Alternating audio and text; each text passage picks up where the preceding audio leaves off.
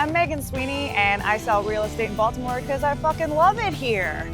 I know what you're thinking. Baltimore is just blue crabs and homicide, but actually, there's a lot more. Today I'm standing in lovely Patterson Park, 137 acres right in southeast Baltimore. So much room for activities.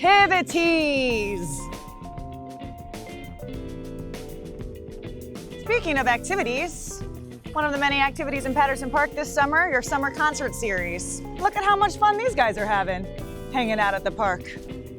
This bad bitch right here, from 1891. She old. She got her Botox, that's why she looks so good. Hampstead Hill, during the War of 1812, big shot Baltimore coming in hot. All this beautiful acreage with our beautiful pagoda observatory. We got a swimming pool, we got tennis courts, we got, I don't know, bocce, and porta potties. Who doesn't love that? This little fountain here is from 1865. She old. All right, so if you're looking to learn about Baltimore real estate, call your girl. If you're looking to learn about the Baltimore music and art scene, you can just enjoy this episode of Sanity Lounge. We're always rolling. Cool. All right, welcome Baltimore to another episode of Sanity Lounge. Today is a good one. Like, I've been looking forward to this one for a month now. Me too. Because it's going to be interesting and exciting. Today we have Evan Woodard. Woodard. I was sitting there when you said that. I'm like, wow, I've been wrong this whole time. Evan Woodard. He's a Baltimore explorer, relic hunter, storyteller. I mean, historian. But you haven't always been doing this like you are right now. That's correct. Yeah. So welcome. Yeah. Thanks for having me. Yeah, welcome. Honor. Yeah, I first heard you on 98 Rock. You had came on. I guess it was when I don't want to jump the gun, but I guess it's when you first started doing it because it was pandemic era. I think, right? Or was it? Yeah, that's correct. I first did I think it was the first radio interview I did with 98 Rock was shortly after pulling up. I think it was a gun or something like that in a harbor. Right. And then that went viral for the wrong reasons. Sure. Baltimore. Yeah. And so they brought me on and they're like, this is really cool. And I told them about the whole digging and all the other history stuff. And then it just kind of took off from there. Right. So that was when I first heard of you. But for people who didn't hear it, because I don't even think you heard it, explain like how you came to archaeology? Well, yeah, it's archaeology. I mean, you've always been digging. I mean, I've always been digging shit. One of my favorite possessions is a 1907 bayonet, U.S. World War I bayonet that my grandfather found. Huh. Yeah, his grandfather he was in World War II, but it's cool. But I'm fascinated with what you do. I think a lot of us, like especially guys, like growing up, we all like just played in the dirt. And right. That was just our thing. Yep. But then most people just went off to a desk job, and I was like, let me leave my desk job and go back to playing in the dirt because that's what makes me happy. What year was this? 2020. Yeah, it was actually shortly after because we got sent home from the Ravens around whenever the NBA shut down. They sent us home for like 2 weeks. Mm-hmm. Hold up. So you also, that was your day job? Yeah. What was your day job? I used to be head of cybersecurity for the Baltimore Ravens. Head of cybersecurity. What the fuck is going on? Like, I had no idea, baby. Yeah. Okay. We can, head of cybersecurity for the Ravens. Yeah. I mean, that's... Well, you got to keep those Steelers out of our shit somehow. Yeah, that's a wild but position. I mean, just thinking about it, I mean, that's a incredibly wealthy organization, so the people I would imagine are always trying to steal their money. Yeah, man. The larger the corporation, I would imagine the larger the threat. I actually have a totally degree true. in cybersecurity from Carroll Community College. Oh, no way. I don't know if I'm smarter than hackers, though, Okay, but I don't so- think you really have to be. So, Evan, we're kind of rushing through here. Hold on. Let's take a breath. Actually, we're because, backing up. Yeah, I want to back up. So, okay, how old are you, sir? 38. 38. You look great, babe. Don't Thank you. worry about it. And so you're 38 years old. When you were a child, what did you want to be?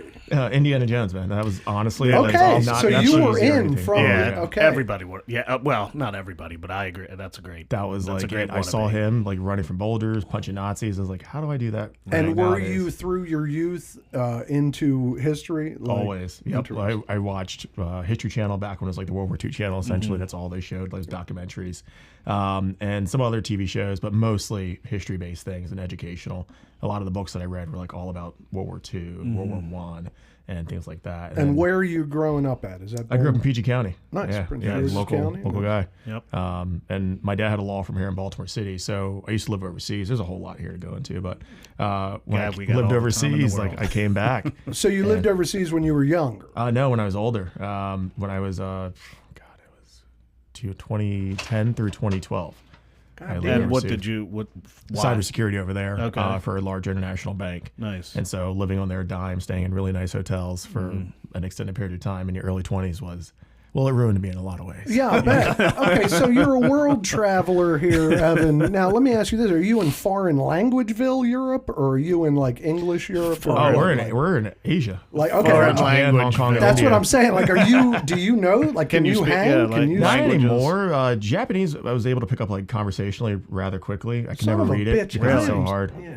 It's when you're around stuff. But you yeah, can you've pick it up never quickly. Right, you've never been in that situation. That like is it's true. like you're like Jason. Like Well, actually, I guess it's the same principle. When I moved to Florida, we were in Florida for like 6 years, and You I worked in learned how to restaurants. speak All of a like a sudden, I was Floridian. poquito español, baby. Right. Yeah, like It all of a just sudden, happens. It's necessity. yeah. So I guess that that does make sense. Okay, so you're over in Europe, you're rocking and rolling. You went to college for cybersecurity? No, I actually went to college for all of a semester and dropped out. So are you a fucking genius here, I Evan, don't or- know to say I am. no, but so like you're a self-taught IT guy. Yeah, I got in trouble as a kid for hacking, Right. and I think we all did that, really? Evan. oh no, I got only a nice door knock from people. What? Tell me about your first like IT job. And like, how did you get it? Since technically you didn't have any experience, you're just like, look, I just know this shit. Yeah, well, that's the thing about with IT. I think you don't necessarily need to have like a degree. It's kind of You just have to know what you're doing. yeah, and if you can demonstrate that, and people will ask you questions, and as long as you can like talk the talk and walk the walk, you're set. I mean, in all honesty, like I just sometimes refer to myself as like kind of an idiot, but I do know how to Yeah, you program a Cisco switch. Yeah, That's you light went years to- ahead of many people in the world. Yeah, you went to fucking school for digital media. Yeah, at one but that point. I mean, but we didn't learn networking. it was in the turn of the 1999. century. No. Yeah, but But no, I've been like for the last 20 years, I've been an AV guy. Uh-huh. So I install home theaters, but I also set up home networks like on a regular basis. So you've got it then. You're set. So, but I would imagine you're And a degree, technically. in that world. It's more like sneakers. Remember sneakers? It's like Yeah. once it's like you don't need But a a degree. hacker. You need to impress someone with money. So they're like, hey, make it so people can't do that to me. So you were Yeah. saying, did you get caught hacking into something when you were younger? How do I describe this? Like there was a this is dating, I guess. Like so, DirecTV back in the day used to have these cards in them. They had P3 or P1, P2, P3 cards, and they had these little EEPROM chips. They look like your credit cards now, but you could reprogram those with electrical signals and send a very specific hash to that. And I learned how to do that by spending way too long, like many nights, late at night during high school and middle school, online in these internet forums. Back when the internet was like the Wild West and still kind of cool and neat, Right. not what it is today. And then I just started selling those cards and like the programming and the technology, and then eventually that caught up to me. right. I was gonna say, how'd the feds think of that? Well, it wasn't illegal at the time, but Is it that was right? it was like a very frowned upon kind of Yeah, thing. I'll So- bet. So, and your old man's a lawyer? Is that? Yeah, he was a lawyer. Yeah, he was So a was defense he attorney. like, hey? what the Well, he had already passed away by that point, Oh, which shit, I'm thankfully, sorry. like, Well, I still goddamn. had the connections with his law firm Right. after it, and I called them, was like, they'll tell my mom, but we got in trouble. And He they're said, like, this we'll is a take little care awkward, of but it. Yeah. That's funny. And they Right. got that taken care of for me. yeah, well, that's cool. Okay, so you came to it honest in a crooked way, but It's funny that he said that would date him. I know Not a lot of people know, like, the DirecTV cards. Yeah, and all Right, that but nowadays. I think that just leads me to believe that I don't think he has any idea how old we are. Yeah, I know. Evan, do you know what Super TV was? Super, Wow, the name sounds familiar. Yeah, I might have read a Super TV was Wikipedia article. pre-cable. I proudly owned an Atari 2600 and a Nice. Commodore 64. Yeah. I know those. Yes, yes. Very familiar with that. Yeah, he's like, I programmed them. Right. No big deal.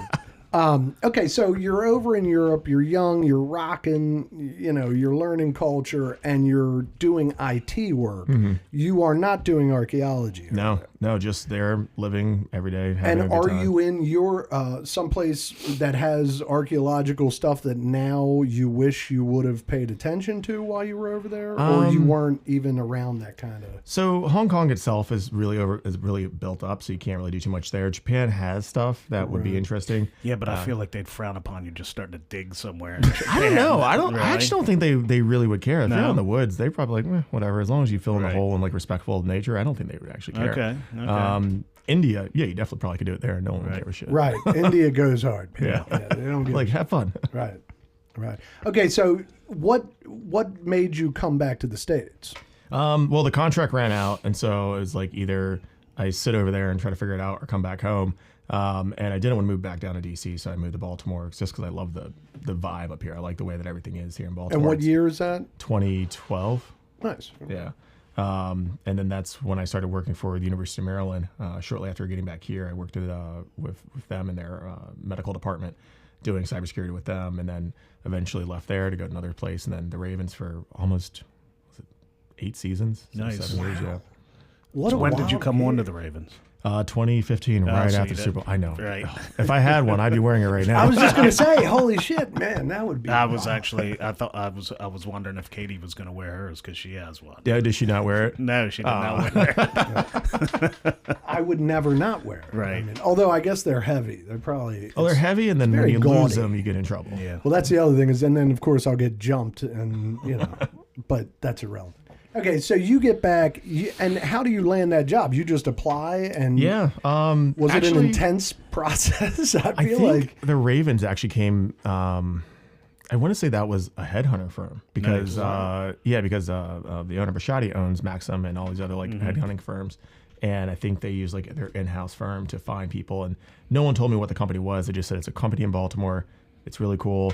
And then finally, once I went into the interview, they were like just very hush hush because they don't want people that are just going to like sign up for being there. I do the recruiters in the AV world reach out and they're always like, I'm like, who is the place? Just please tell me. Yeah, because you have high end clients like like he always did real cool places around DC and stuff. See, I think that's like if you have the experience and the knowledge and everything like that, I think they should be telling you like straight out the gate, like this is who it is. We value your opinion. We know that you're a good person. Like let's just we think you're mature enough to handle it and all that stuff. But unfortunately, it doesn't work. Like you are a cool cat, but many people would immediately go online and be like, I got an interview tomorrow with Steve Bashadi at his house. It's my job. It is pretty interesting. I mean, talking about billionaires, like my last company I worked at, I worked in Bezos' place in DC. Like it was insane. Yeah, I could never get a hold of him, and he's like, "Can't talk at Bezos." I'm like, "Are you fucking lying?" Oh yeah, they me? cover up the camera on your phone and everything. Really? Like there's armed security. The same guy that has the Alexas and everything. He's worried about privacy. Right. But I always joked. Concerned. I'm like, because he when I was there, he was never there. Yeah. But I was like, I'm glad because nothing's going to probably happen. Like, I don't want to be here when he's here because I'm going to be the piece of shit, like, guy working on a camera. And I'm like, dude, I'm just bang. I'm like, damn it. Security will come in and go, that guy's shit. I'd be what is it in Star Trek? The red shirt or the red shirt's always not. I'm a red shirt if he's home. If he's not, I'm good. That's fucking awesome. So you get through a headhunting firm, and the person who interviews you, is it Bashadi or is it's the head of IT back then. His name was Bill and Nick.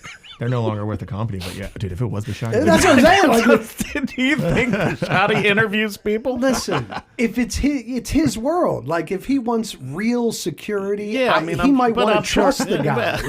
Like, I guess that's a good point. I would take an interview on when he drive his yacht. I'd be fine with that. Hey, that's awesome. If he hears this, No, it's cool though. But I mean, I guess I would hope you'd agree. But one thing Katie did say is that organization, like from the bottom to the top, is definitely like a class act. Like as far as organizations go. Yeah. There's definitely they're great people to work for. It was an interesting job. I was glad I was there when I did. I saw a lot, learned a lot, had a good time. And let me ask you, was it like you didn't mess with you hardly saw players? Oh, I saw them every day. Yeah. Them, coaches, everyone. So I didn't know if it was like a remote from your house, your cybersecurity, so you don't really got only for a couple of months, a couple of months. I mean, in the grand scheme of things, I mean, I don't know. I've never actually looked it up, but the Ravens probably don't have as many employees as people probably think. Correct. That was one thing that shocked me when I first started. I was like, because you see the big production. The coaches and the team are probably probably not more than the employees, but it's not like thousands. No, yeah, it's sub. Yeah. I'd say probably sub 300. I mean, at least when I left, it was probably sub 200. So everybody kind of knows each other. Yeah. Everyone's interacting, and it's because there are teams and other clubs that separate their workers completely. Like, you only work here, and that's it. You not interact with anyone else. Don't you dare talk to anyone. Don't you look at anyone. Well, that's what I assumed, maybe, especially because you have nothing to do with the sports end of it. So they might be like, IT guys, nobody comes in the facility. Right. Or, that kind they're of always shit. calling us. The coach is always calling us like, hey, how do you do this? How do you open a PDF? That's so nice. Yeah, that's wonderful. So we dealt with everyone. Right. Yeah. And you weren't were you on the sidelines of games and shit? I did for 2 seasons. I worked with the headsets when we first rolled out the new like coach to coach headset system. So I went down to Florida, did the training, came back up, would travel with the team. Wow. And that was cool. Flying on that jet, like the team jet, is so sick. Like if you don't follow any rules, you're like, oh, we're taking off. Fuck seatbelts. Right, yeah. Wow, yeah, that's fun. Right. And so was that intense being on the sideline? Like, could you enjoy the moment at all, or were you like so nerved about the job? I think it was better because it's a better experience because as a fan of the team, being on the sidelines, being able to hear what's happening between everything, like all the behind the scenes stuff. Right. It's wild. No, that's all. I've been on the field just for like the pregame stuff, but it's still cool like watching them practice, come down, catch a pass. But yeah, it would be awesome to stand on the sideline during a live game. And just like that energy, like the vibe, everyone's dapping people up. Players come by you, like giving you high fives. Right. It's awesome. It's insane. That's cool. Well, that's why I was wondering if you could enjoy the moment. Because a lot of times, like if I find myself in larger than life moments, which rarely happens, but on the off chance it does, a lot of times I don't even enjoy it because I don't know why. But that's good. I think it's because you see people that sit like in those like front row seats at the stage. I think that's different because you're so close, but you don't get to understand what's actually happening on the field right there in front of you. When you're on the field and then you hear everything, you're way more involved. Right. Even though it's like a 5-foot difference. It's it's totally different. Yeah, that's awesome. So I guess one reason we brought this up and went a little deep into it, I guess, was that your last day job? I worked for a law firm for a short period of time afterwards. Once the Ravens were like, hey, we want everyone to come back in. I was like, oh, I'm not doing that. I'm having too much fun with this. Nice. So when was that? 21 maybe? Right. So 21, 22, somewhere around there. So you were still with the Ravens through the pandemic? Yep. Okay. We still worked there. Started going back to the office, and then they wanted everyone back in. And then that's when I was like, I'm going to go and get moves and look for something else. Right. And I worked for a law firm for about a year and then left that officially back in January of 24. Right. So I've been doing Salvage Arc now officially full-time for a little over a year now. Nice. That's awesome. But so I guess getting into when that actually started happening. Yeah, Salvage Arc started back in July. I'm actually coming up on the 5-year anniversary, July of 2020. Right. Is when I made my first post. And that really started because everyone needed to have something to do. And like, I didn't want to sit inside. You had to be socially distant. And I had my friend Matt, and he would go out hiking, and I would just see his videos. I was like, yo, I haven't hung out with you in a bit. Let's go hiking. So we'd go hiking, and then we started finding these like really old bottles on our hikes, just buried in the ground, started digging them up. And I had always been into antiques. Like even before this, I was always going to like the antiques like store, watching Antiques Roadshow. I was a real like absolute nerd, and it just captivated me. And I was like, well, what's the story behind these? Because you go to a museum, you often just see like, okay, here's a date and time for like this bobblehead, for example. That doesn't really tell you anything. It's just like, it's not something relatable. You'll see it, you'll be like, okay, cool, it's made in 1919. But if I tell you like it came from this family, this is their story, this is how they made their money, this is how they got to America, things like that, what their struggles were, that becomes like a real person to you and someone that you can actually relate to yourself and put in your own shoes, and you can kind of understand what's happening, and then you can also retain that information. And a lot people easier. love that shit. I mean, everybody loves a good story. Yeah, everybody loves the stories are like, and just writing. And I never was one to like writing back in the day. Like I hated doing like your essays and whatnot at school. Yeah, right. Never wouldn't catch me writing a thing nowadays. But writing a story about someone from 200 years ago, I'll be there all day, and I'll research every little bit I can about that family or person. That's awesome. So, but even doing that back then, you couldn't possibly imagine that it would grow to what it is. I mean, right. We'll get into that, but we're still we're still back at the beginning, but it's great. I mean, it's wild to think about how many things came out of the pandemic. Yeah. With social media, with, products, but everything. It's wild. A total cultural shift in many ways. Yeah. So let me ask you this. When you jump back into archaeology, as it were, did you look into like proper technique archaeology? I mean, I don't know if that's the right term, but like, you know what I mean? Like if you were an academic or whatever, what that would look like, did you look into that kind of stuff? Yeah, I actually wanted to do it because there are a lot of people out there that do either privy digging in other places in the world or a country, along with metal detecting and things like that. Right. But what separated me from them was that I wanted to do it in a more educational capacity. So I wanted to find the artifacts and document as best as possible. But the problem is a lot of these sites that we're digging on are active construction sites. And that's why archaeologists typically aren't going there, because they're going to hold up the project. Whereas the construction company's like, you'll be here for like 2 nights. We don't care. Have fun. Right. Stay out of it. Yep. And so we know that we're not going to hold up a project, but I still want to do the documentation and the study and, be as good as we can. I guess unless you find something insane. Yeah. But the likelihood of us ever finding like a body or something really crazy inside a privy is damn near 0%. Right.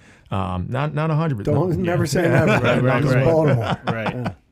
I always joke about like if we were around during like the mob days here in Baltimore, I'm guarantee you they would call us and be like, hey, just leave that hole open. We'll fill it for you. Right. I always think about that. Right.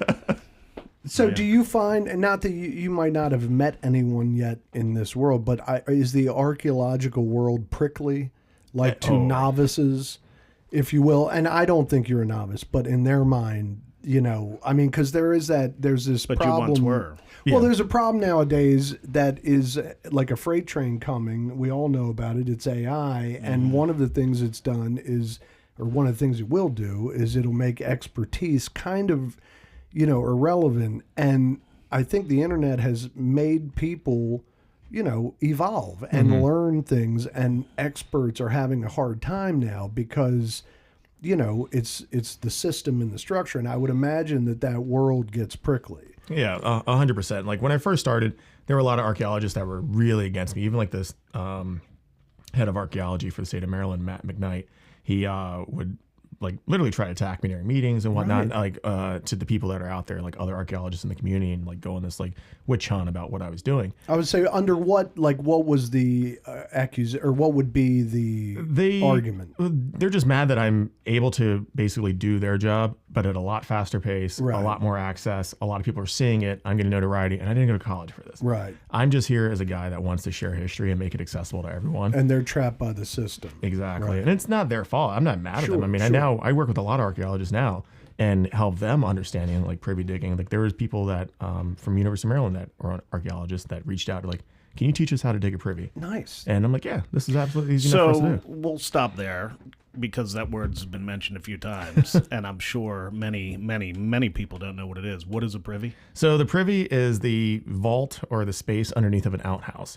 Your outhouse back in the day was outside of your house before you had public or water, which usually didn't start here until about World War I, maybe a little earlier in some parts of the city. But you also didn't have public trash pickup. You had to throw your trash somewhere, and all your household trash, anything you broke and you want to get rid of, somewhere on your property. You already had this giant hole in your backyard. Just chuck it in there. So inside there was like literal shit and trash. And now, 200 years later, that trash is my treasure. And I love it. But they're, not trash bags. They're just walking out there of with course, like a basket and just... Yeah, right. It's primal trash. Yeah, I mean, that's a question I've never asked. Like, I know people used to just shit in the ground in an outhouse, but I never thought about trash. I feel like it still went in the trash can. They picked it up in a wagon and just hauled it off and buried it, but that didn't happen. They had a hefty cinch sack. I mean, I guess one day it happened and then became sanitation. Somebody eventually came by with a wagon and was like, do you want me to take all this shit? Right. Well, so what they actually, it's funny you mention that because the privies themselves they range in like size. They can be as big as like an actual like wine barrel, which is their smaller size ones. And then you have the massive brick liners that are 30 some odd feet deep and they're like 6 feet wide. Now, obviously the barrels are going to get full rather quickly. Right. Probably like over a course of like 6 or 7 months, you got to clean it out. So you do hire someone to go in there, clean all that shit out. Wow. And then if you don't have an access through your alley, they have to drag it through your home.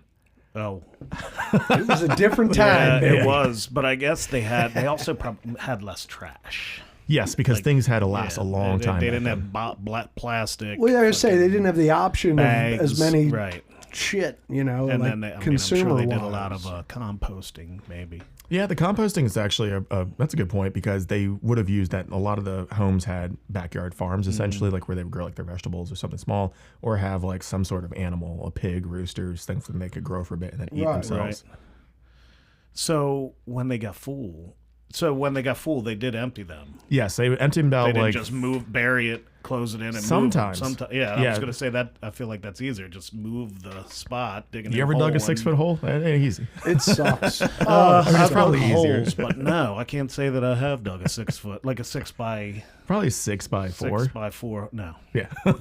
It's a pain in the dick. I haven't. You've But yeah, done they it? do it. I've done large holes at work. Yeah, I guess you have. You know, by yourself. me and like Damon and 2 guys, and everybody's fucking. Yeah, you know, I it's gotta like you got imagine. the It's a pain. yeah, it's Right. it's a pain in the dick. Yeah. But it's admirable, and Yeah. it is part of the job, so it is what it is. Okay, so all right, so the archaeologists at large are now, you're kind of feeling an evolution there. Absolutely. Where, yeah, see, I love that. It's like you have to be smart enough to know what you don't know, and you have to change with the times, or the times will roll right fucking over you. And a lot of these older cats that are experts, it's like you just want to grab them and be like, just relax. Like, it doesn't have to be like some big thing. Like, you might learn something, and you know, and I learn stuff from you. Or, you know, it's a good. I mean, we have that in, like, we look at Europe, like England, they have this model where you're allowed to metal detect wherever. As long as it's public property, you can do it. And if you find something, 90% of the time you can keep it. Now, if it's something historical, you do have to show the local archaeology board, and they'll actually do an investigation on it, look into it, and then if they deem that it's something so important that they want to keep it in a museum, they just pay you the value of it. Yeah, right, and that's good shit, because then you'll get the credit for it. We get the or, credit, you know, they get to find stuff, because they have more people out in the field that are incentivized to actually be out there doing something, versus just like, well, let's leave it to the archaeologists. It's their job, so this site's going to get missed. That's So gonna you get do all that, and do you have to sell it to them?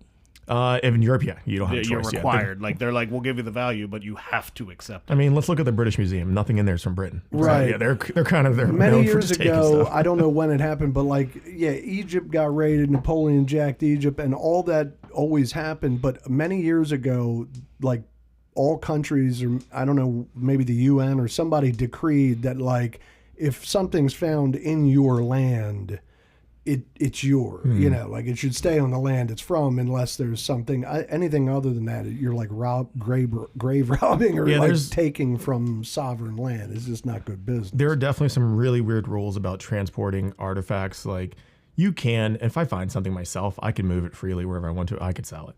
But if you're like in England, for example, you can't just be like taking stuff. You're not supposed to take stuff willy-nilly. And so, yeah, they run into those issues. Right.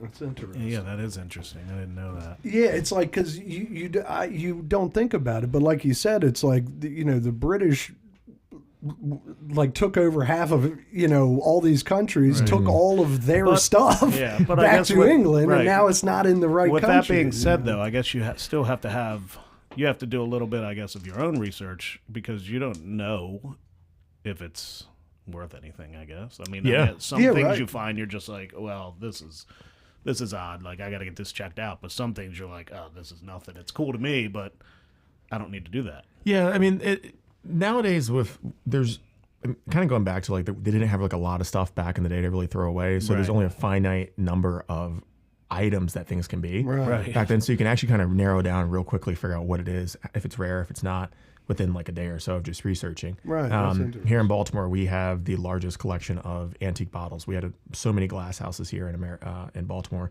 that sold stuff and shipped it all over the United States. But a lot of that's still found here in Baltimore, and a lot of people documented it over the years. Like, we used to have a huge antique district, all this stuff. So the documentation's there, and it's easy enough for us to find it. Now, if you get out to like the Midwest, it obviously gets harder, because things like that aren't showing up as often. Right. So that's when you're going to have to, like, okay, now I really got to sit down and research what this possibly could be. Right. And talk to me about the magnet fishing or whatever, because you didn't like invent that. No. But I just made Baltimore the biggest thing. Yeah. But it's great. So do you currently do that every Thursday still? Yeah, so we're moving it around a bit. So I've kind of let another group like really start leading it because I've got too much going on. Sure. But they still do meet it's almost every Thursday, except for like the occasional Saturday that they rotate out. And yeah, it's still downtown and usually around Fells Point, somewhere around the Inner Harbor. And anyone can show up. It's always free. I have a magnet. You got to come out. It's a fun time. But it's funny because I just read that you're starting in certain spots, like your favorite spots, you're starting to pull less and less out. Yeah. And I was saying that to Amanda last night. She's like, "Well, is that a good thing?" I'm like, "Yeah." I mean, right. It means they're pulling all the shit out of the harbor. Mm-hmm. Right. That's how we. Sorry, babe. It's I'm a not nice. saying you're a babe. It's a nice way for us to have like an actual. We can see like an actual impact. Yeah, right. If we're going back there, like we used to hit this one spot every week for like about a month and a half, 2 months. Always find stuff. Now that we go back there, like you can't find anything. Right. Right. So you just gotta go milked it somewhere dry. else. But they, like you're saying, it's self-perpetuating goodness. Right. It's like, and I mean, there might still be stuff there, but it's buried. It's buried. Yeah. right. Or It's maybe been it'll just take a couple gone. storms to like mix it up or something like that. I'm actually curious because we've had a lot of storms recently. I wonder if some stuff might have got trimmed That's up true. now. Yeah. So I have to get back Good out point. there. Right. But you said you have a magnet that lifts 3,500 pounds. Yeah. The Boss 360. Have you ever had to put a crane on it to pick something out? No, we've used boats though. We had Really? it'll get onto it's 3,500 pounds in an ideal environment. That's like basically like scientific lab. Right. So it has to be a completely flat piece of metal. It's got to be thick. It's got to be good connection. And if it's rounded or any type of like weird edge, it's half that at best. But it's still super strong. It's going to pull it out. I don't know. Mine might be 500 or 350 or something. I don't have to look at it. I bought it to go into the bay down into at the beach, into the bay, because we were renting a pontoon boat. So I'm like, fuck it, I'll just take it out there. That's because it's shallow. People on jet skis losing shit. I never found right. that. I didn't find anything, but I got real like over it quick because I was like, there's nothing out here. The magnets are it's one of those things like where you kind of get what you pay for. Like the more money you put into it, the stronger the magnet's going to be, and that does actually equate because even with a smaller magnet, like some of them can like struggle to pick up a car key, right? Just because again, it's not that perfect like seal or magnet. Yeah, it's a weird scientific thing, but that wobble. So we're going to be bouncing around here a little bit into the archaeology and now the magnet fishing because there's a million things to talk about with this. But one I'll just start with because this is something I heard about before. So I'll shout out Justin. Justin, this is going. You want to say your serendipity? Say it. Serendipity. That was for That Kenny. was for Kenny. Yeah, Kenny literally wants to kill me. Yeah. Like he hates it so much. Justin, he's wishing violence on me. I'll shout out Justin Dubriel. Yeah, you know my him. dude. Yeah. You guys are friends. We were hanging out. So Liam, his son Liam, and my son Lincoln are best buds. They're in scouts together. They're actually camping right now at summer camp. But we were just at the school talking, and he was telling me about you, and I was like, God damn, I know that guy. I've been following him. I want to get him on the show. He's like, oh, he's a friend of mine. I'll introduce you. And then the next night, I saw you at the First Thursday Festival. Yeah. So within hours, we met. Yeah, Unbelievable. that was totally random. Like, absolutely. Random. I was like, holy! And you were with Bobby too, Bobby which I Lefebvre. want to get him on. He's the Sail the- Local guy. Yeah, right. I met both of the. I was like, this is what I can't believe this. And It's last night, happening. remember Last that night, girl came last night. It happened to me last night. The singer, I started following the singer on Instagram, and then she walked up the steps of our music series like the next night, and I'm like, Amanda, and she's like, I know Amanda. Amanda Jones. Yeah, she's awesome. Yeah. She. So I started following her. She just popped up. I started because I think she liked Rasan Wordslave Eldridge. His band Honestly Soul played last night. And she's a friend of his, but still, like, I followed her, and then the next night she's just walking up the stairs. I'm like, you. She's like, And she was like, I'm you. like, Sanity Lounge. She's like, oh, yeah. That's God Baltimore damn it. for you. I man. knew I was going to lose my point there. Well, that's all right. I got. Do you remember where I went with Your Justin? point? I was talking about Justin. Yeah, you were saying that Justin. Justin told me about you, but there was one story we talked about, and the laptop is a fascinating story that I followed on the Instagram story that you pulled a laptop out of the harbor. Yep. A thick one, Old. old. No, it wasn't old. It was just Just a thick one. yeah, it's thick. Yeah. And then the FBI or just the authorities showed up, or you're not even It's really one of allowed those. to It's talk one of to those 3 agencies. Right. So they showed up to confiscate the laptop. Yeah, they reached out.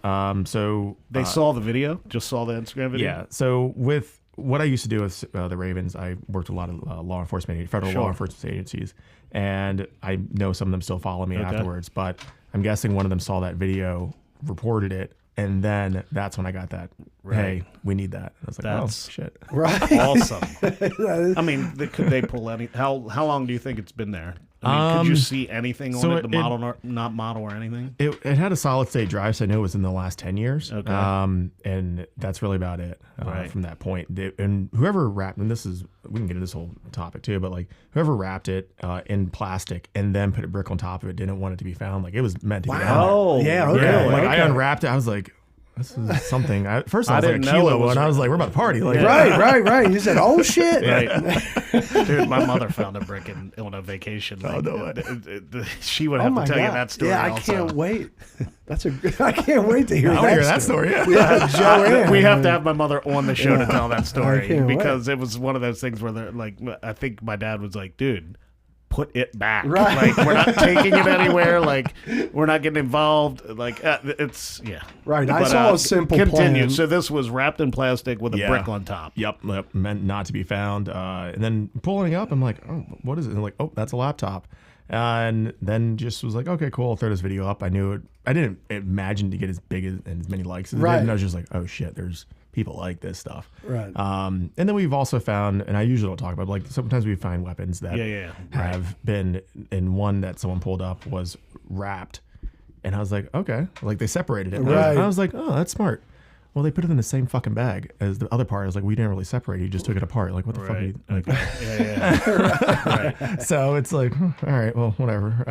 But yeah, we find all sorts of wild stuff. Right. Yeah, that's fun. But I mean, do you think the laptop anything could be recovered off that? Oh yeah, if it's solid state, I think really? well, they just pull it out. But you don't know anything about it. I did not want to click it. They I won't wasn't even disclose touching that it. shit. God, Yeah. like I've asked. I texted the people I used to know there. Yeah, I guess maybe they would with you because you were and involved. God damn, nobody will ever know. They want to do like a Freedom of Information Act or something like that, but I don't even know where to put that. I mean, towards I that. feel like that would have to be some spy shit. Yeah. Like that's It is like, some spy shit. That's why we don't know, baby. Right. Like, that's One thing that the representative, I guess you could say officer, from that agency said to me is like, there's a lot of open cases with missing electronics in the Washington, D.C. and Baltimore region. I guarantee. So he's it. like, we see stuff. If it comes up, That's usually a huge do find. want it. Yeah. It's worth. Yeah, wow. I taking. bet there's a lot of fucking missing electronics. No, just the fact in the that DC it's been area. it may have been underwater for 10 years that you said you could pull information off of it is wild. It's crazy. Yeah. I mean, if it's as long as like the solid states ones, nothing's moving. It's just a piece of, it's like memory stick, like a USB stick just through the water. dries. Yeah. Yep. Put it in a bowl of rice. Well, I mean, do you have to take it apart and clean it? Yeah, I would assume they would, but they also could have just probably pulled the hard drive right out and then done that's forensics wild. anyway. That's insane. It is insane. I mean, all that shit's.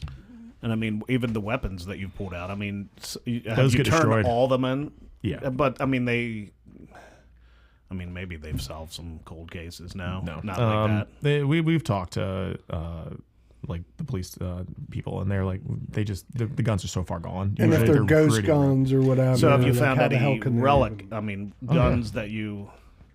Yeah, one sitting right here in my hand. It's a little Derringer. Holy shit, that is a Derringer. Yeah, it's a little Show single the shot Smith & camera. Wesson. Yeah. Right here. So this is one that we pulled out of a privy in Fells, probably 3 or 4, maybe 2 or 3 months ago. And before this, it was just like a ball of rust. Can I check? Yeah. And the best part is that it's still loaded. That is And- so. yeah. Holy shit. Yeah, let me check that. Boy, don't point that thing. So I took the time to clean it up and actually get it back to like a kind of like clean state. Wow, dude. But it looks like the barrel actually. bullets in there, That's I think incredible, dude. or at least round. 2 that I can see. If you get got by a Derringer from the 1700s, I will be I fucking mean, there's no furious. trigger, man. Yeah, that thing ain't going I'm nowhere. just saying, maybe. Like, you know. I mean, it would be- didn't explode when I ran a lot of electricity through it. Hey, so we're it good. would be incredible television. You know, I mean, So how old is something like this? That's do you about think? 1880s, 1890s. 1880. Yeah. that's so, that fun. model. And if it's the one that I think it is, it's the Smith & Wesson, like one of their early, probably the first or second Smith & Wesson. I always wanted a Derringer. Right. Just So you 'cause, were saying something about the barrel? Yeah, Do you so think it just I think corroded I think broke it off? actually blew off because those weren't really made to be like high quality. Like Saturday Night Special style? Yeah, exactly. Wow. That's one of the, they would actually call them that in the books back then too. You're like, this is just your boot pistol. If you're at a card game, so shit goes wrong. Right. You at least have that. Right. If you use it more than 5 times, the barrels will explode on you. Because it looks like they rotated at least through one bullet. Right. And then I'm wondering if that second one fired and then just blew the barrel. And that's why they threw it. Yep. Wow, that's so dice. So where in the city did you find that? Fells Point. That's awesome. Yeah, most of the privies we do are in Fells Point. That's one of the oldest areas in the city. We also dig. We're doing a lot of digs this summer in the Seton Hill neighborhood, and those are like West Side and City are perfect for it. So how do you, as far as digging, how do you pick sites? How do you determine where you're going to go dig? Yeah, so we can. I mean, I guess like to break it down is like we know that there are certain parts of the city that are very old. Right. For us, it needs to be an established neighborhood, ideally pre 1870. And the best would be like when it's established before the Civil War, because then we know it's going to have really good and really old shit in it, literally. Because those are not as cleaned as frequently. That's before they had a lot of rules and they just like left stuff. And then that's when you get to the point where they do move the privies in the yard because they'll have the old pit that's just wood, dilapidated, it smells like crap. Like, we're not even about to clean this. We're just going to cover this one up. They'll probably cover it around 1850, and then they go to the new one that's the big brick liner. Wow! And then that's how. So there's privies just around. Not all. Yeah, they're all in yards. I mean, there's hundreds and thousands of them around, like just and sitting in Baltimore. Is there like some sort of code key to finding them, or the people who buy the house know that they're there? No, that's the best part. A lot of people don't know they're there until it opens up by accident. So we'll, especially for people that have parking lots or places where homes were that are now just like level places, right? Especially with all the rain we're getting, the fill inside of them, the waste material does sink over time because it's decaying, so it forms like an air void. As water leaks in there from the ground, that causes the actual ground around it to start collapsing in, and so we'll have like these privies that open up in back of people's yards in Fells Point, reach out and be like, hey, this just opened up, can you come over here and look at it? And we offer the service of not only will we dig it out, look at it, we actually fix everything for free too, so that it doesn't ever happen again for you. Wow. Because we'll seal it off. Is this a service of the nonprofit? Yeah, this is all. Yep, this is all for free. As long as we get to keep the artifacts and do the studying, we charge you nothing. That's fantastic. And we'd love to like just because it's an educational thing, and we don't take everything either because there's a lot of stuff that does come out of those privies that are replicas, like or things that we already have a million of. Yeah. I don't need another Bowerschmidt beer bottle or something like that. Right. Give it to the homeowner. They think smart. it's cool. Yeah, and that's so cool. they can keep it. And I'm like, yeah, you guys can have this. So that happened. I mean, who did they call before you? I mean, they'd probably call a contractor. Yeah, contractors, plumbers usually. And they just fill it in and fix it. They wouldn't give a shit. Well, the problem is they'll fill it in, but they don't fix it the right way because that material is still just going to sink no matter what. So it has to be. Time, even if they put concrete or something on top, it'll still just sink in. It'll just collapse. The only way to actually fix it is to dig everything out and then pack everything back in and then do the concrete everything out. Yep. Yeah. Yeah, you gotta clean it all to the bottom. Yeah, and then you know where some are. Yeah, there's so for us it's pretty much anything east of I'd say Calhoun on the west side, south of North Avenue, and then east of Patterson Park. So like that little box is the gold. It's gold old. Yeah, because that's where you're gonna get stuff. I mean, there's definitely pockets that are significantly older. Like Old Town is older than Fells Point. You get all these other places, but there are like just good strategic areas. Now downtown itself is really hard because we had the fire. A lot of that stuff was knocked over. All that was just dug out. Yeah.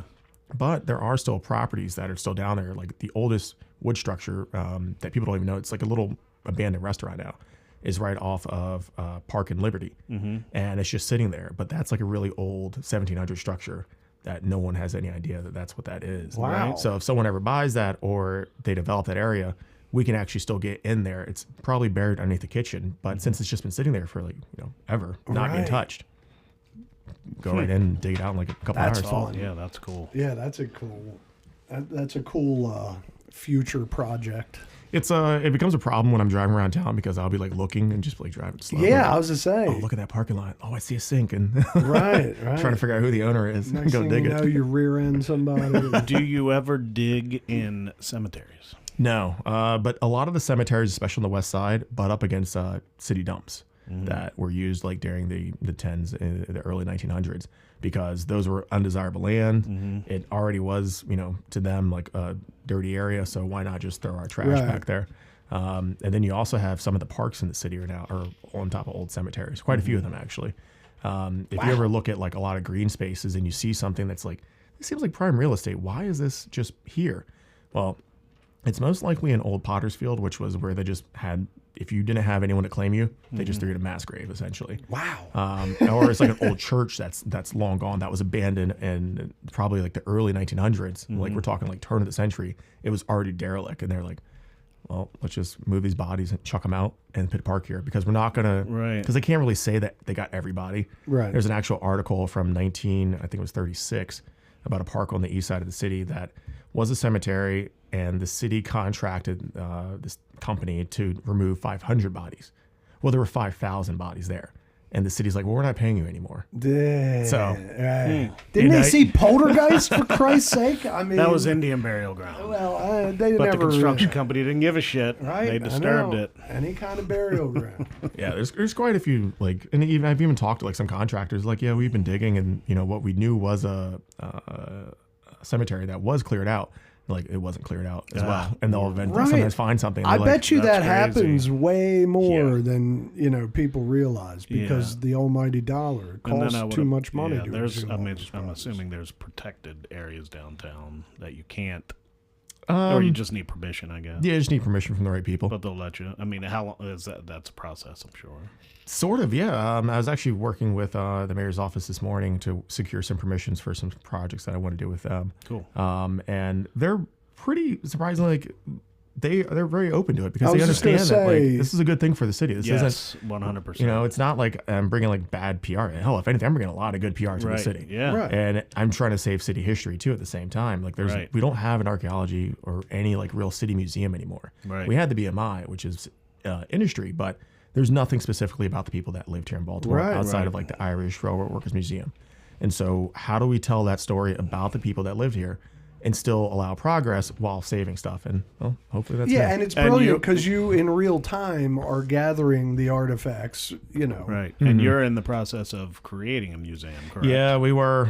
So we had a space in Fells Point, and then unfortunately with what's going on and the government, there's just the funding has gone. So I had to move everything out, close that space up. But I'm open to finding a place to basically put the cases that were given to me, because I've got a ton of beautiful like old world cases from the Walters Art Museum they donated to me, and they're like, hey, you can use this for your museum. I was like, sweet. Well, now I've got them, but I got to put them just somewhere. Old cases that they're not using anymore. Yeah, and they're stunning. Like, they're probably old as shit too. Oh, guy be like 20s, 30s, probably easily. That's they're killer an too. Awesome. Like, sure, I'll take them. Well, that's what I mean. But again, they want to donate their stuff to other good stuff. I mean, which is all good stuff. Yeah, no, that's amazing. I'd love. So that's devastating. Help make that happen. Because one of my questions was going to be about this museum, and so that got shut down recently. So you're just kind of treading water, trying to figure out your next play in that sense. For that sense, yeah. Right. For the foundation, to figure out exactly what we can do there. I want to honestly find like a business, like one of the larger corporations here, like a T-Row or someone that has a major office building downtown, and be like, hey, you have all this space in your lobby. Would it be okay if we put like some cases in here, and then that way people will still come to your building. Right. It's not going to take, it's just dead space. Right. Like, let us at least put something here. I'll put the little placards and all that. Right, it's a little cultural, like it'll be attractive for the building itself. Exactly. Yeah, that's a good sell. So I think that might be like the next move, just going that direction. Right. So that way, at least the artifacts are still out there, because I still want to display the stuff. It does me no good to have it just sitting in my house. Like, right. How many artifacts do you think you have? You had to know that question was coming. No one's ever actually asked me that. Oh, really? Yeah. Nice. I mean, you've been doing 5 years, give or take. You've been collecting things. I'd say well over 10,000 like individual things. In like, just sitting in my house and in the storage unit. Jesus. Yeah. I mean, but they all range in size too. Sure. Yeah. I mean, like you're smaller. not. I mean, the bikes you don't keep. No. I did the first time I caught a bunch of those scooters. I kept one. I was like, I'm gonna repair this, get the kit off of eBay to do that. they smell so fucking bad that like I just could not bring myself. Like, it's not worth it. No, it's not. It's well, you pulled hundreds of bikes out of the bay. Or the harbor. Yeah, we pulled out over 500 scooters at this point. It's insane. And even like how? I mean, did the person wreck? And they're like, I guess fuck it. We all know why they're in there. It's a bunch of assholes just throwing them in there, unfortunately. But yeah. Hey, what about there's a studio that sank in the harbor. We had Magpie. Magpie. No, Magpie's Chris. I don't think he'll remember the name. Yeah, it was a studio on a barge that sank. So we had Glenn Workman in here. No shit. Yeah, and he recorded on this barge studio in the Inner Harbor. And I'll have to find out where that is. I can ask Glenn where it is. He said many big acts recorded there. It was a legendary studio, and the fucker sank. I mean, you might. I mean, there's probably instruments down there. Yeah, I would. Is there any metal on a guitar? I don't even know if you could pull it out. I don't know. I mean, when did it go down? I don't know, but we'll look into it. Yeah, we'll look into that. I'll find out the location. Because that would be wild. Yeah, that's what I mean. Because if all of a sudden we discover an ancient studio. Right, and you got to do a Sanity Lounge exclusive. Let's do it. Yeah, we'll do that. No, I'll find out. Yeah, because I swear it just hit me that I remember Glenn telling us that story, and we were like, wow, that's wild. I can't remember what it was called, But that's an interesting thing. I'll definitely check that. So right now in Evan Wood world, the museum aspect of it is at a grinding halt thanks to federal fuckery. Yes. And but you're thriving in other places. You've got a group now that is doing the magnet fishing. They're kind of like while you go and do your other ventures and stuff like that. Exactly. And life's rocking. Yeah. I mean, it's going back to what you said earlier, like, did I imagine myself being where I am now, like 5 years later? I just had a movie that premiered at the Cannes Film Festival that I had lead role in. Which was? It's called Ring of Kibo. It'll be out hopefully later this year, officially, like for wide release. Okay, so hold on a fucking second. I didn't mention actor in the intro. Well, no, I meant to say, like it said actor, producer, but I was like, well, maybe it's just local plays or some shit. Like, so you have a film at Cannes Film that did well. And so what is... Okay. So through the life of Evan, what were you at the Ravens facility learning to act, or no? You just happened to mosey into an acting gig? It's actually thankfully to the museum. There was a news story on WBAL back in November of 23 about the museum and like my plans and everything like that. And an actor was in town from LA. He saw the story. He had his publicist reach out to me on Instagram. Said, hey, this person would love to meet you and talk about, acting, see the space. Right. So we're sitting there, I'm showing the space, showing the museum, like my idea and all this, shit. And at the end, he goes, you ever think about doing acting? And I was like, no, I mean, I want to be in front of the camera, like teaching people history and stuff like that. That's my dream. Sure. And he goes, no, you should do acting. He goes, you're 6'5", you're black, you'll kill it in Hollywood. Right. He's we walked in here, I said, holy shit. And so I was like, all right, cool. That literally the next day I signed up for an improv class, took his advice, kept in contact with him, and he pointed me in the right direction and eventually says, hey, we'll shoot you need to shoot a reel, a sizzle reel, so that people can see like you do something. So he said, write a script, like a short scene, and he'll act in it with me. So we do that. And we shot it. I wrote the scene. We shot it at Max's Tap House. I paid for everything, got the camera, crew. It was full production. It's really cool. Then we got it back edited. A couple weeks later go by. He goes, hey, do you think that it'd be okay if I show this to some people out here? I was like, yeah, okay, whatever. Right. It's my little thing. Comes back 3 months later. We're going to make this a full movie. I was like, get the fuck out. And so they turned that one scene that I had, rewrote everything, turned the initial idea into a full-fledged movie. Evan Woodard, following the signs, baby, following the rhythms of the universe. I mean, I'm just here for the ride, man. That's wonderful. Yeah. I don't know if you watched the show, but that's what we're all about.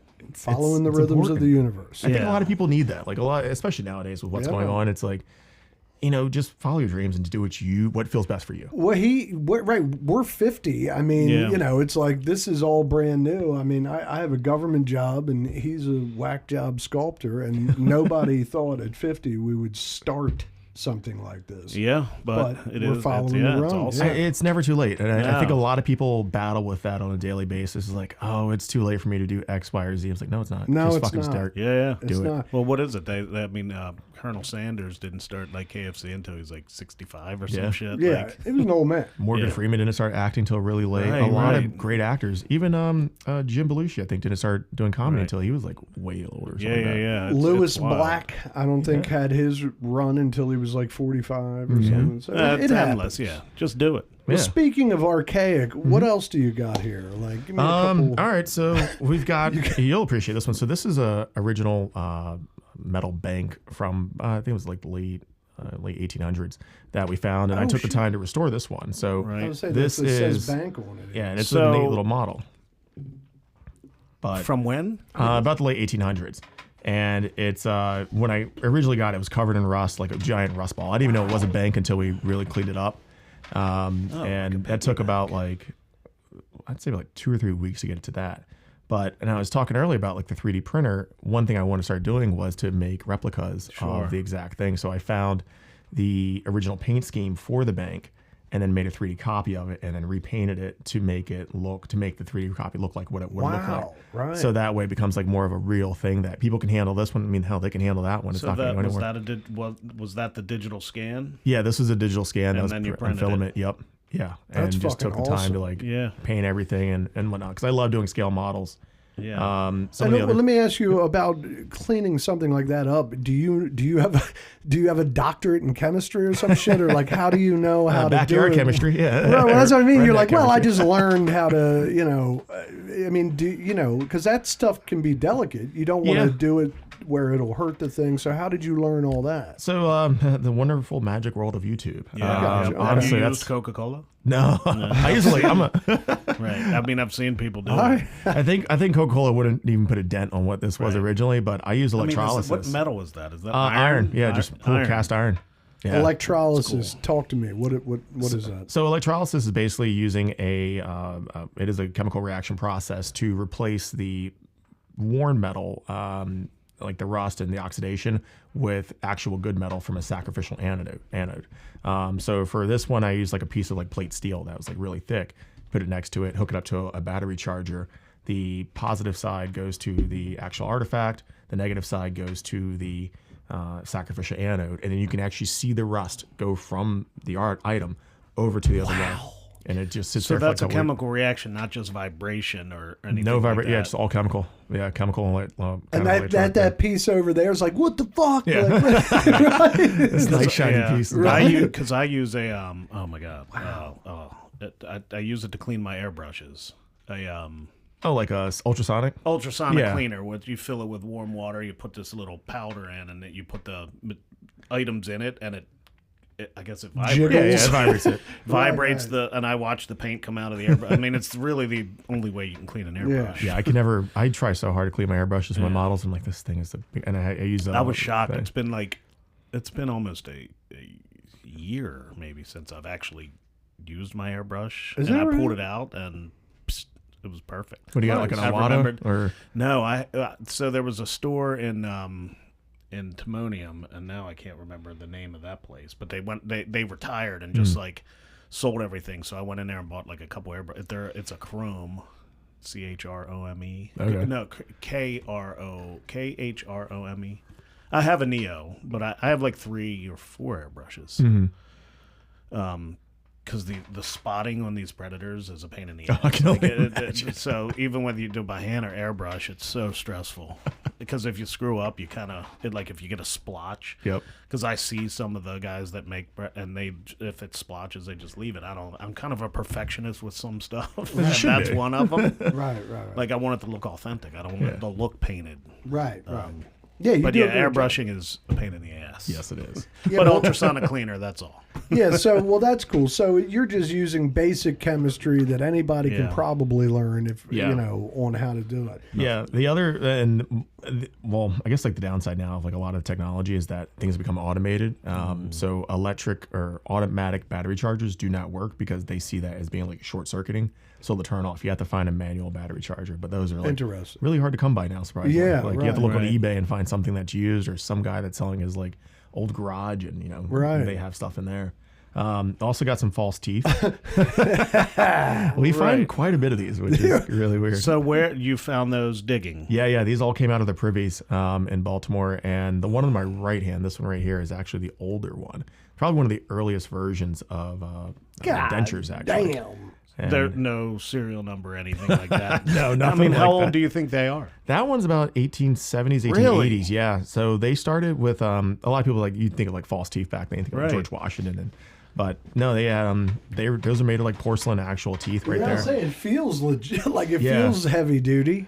Yeah, it's and it's I always imagine like people dropping those where they just look over the toilet seat by accident and then like, oh shit, my teeth just fell out, and never find them again. I can't believe that they went this hard. I mean, I guess because of where you found it, it's not just somebody current. Yeah. Like you're like somebody didn't just throw these. Well, here no, by but also accident. that particular, like they don't make them like that. No, like yeah, that's like it's, and that's still pretty high quality. yeah, back then. right, I mean, right. That's built to last type Yeah. shit, right? Yeah, there. those are definitely not going anywhere. Right, which indicates But old. they don't. Do they go together? No, they're two different mouths. No, and they two were found different- in two different places. Yeah, Oh, okay. yeah. I didn't know because I would be like, you found the set. That's That'd be impressive. fucking- That means yeah. I don't know. Maybe they got a beat out of them or something. Right. But like that. I would love wild. to find a set. That would be really cool. Yeah, but that'd probably be- unlikely. That's That'd be fascinating unique. because I mean for sculptors and things like Tom Kobler, when he makes his prosthetics for his sculptures, I mean they look just like this. Wow. Like that's how they look. It's Yeah. wild. But That's awesome. That's impressive. That's super cool. So speaking of teeth, I think I read.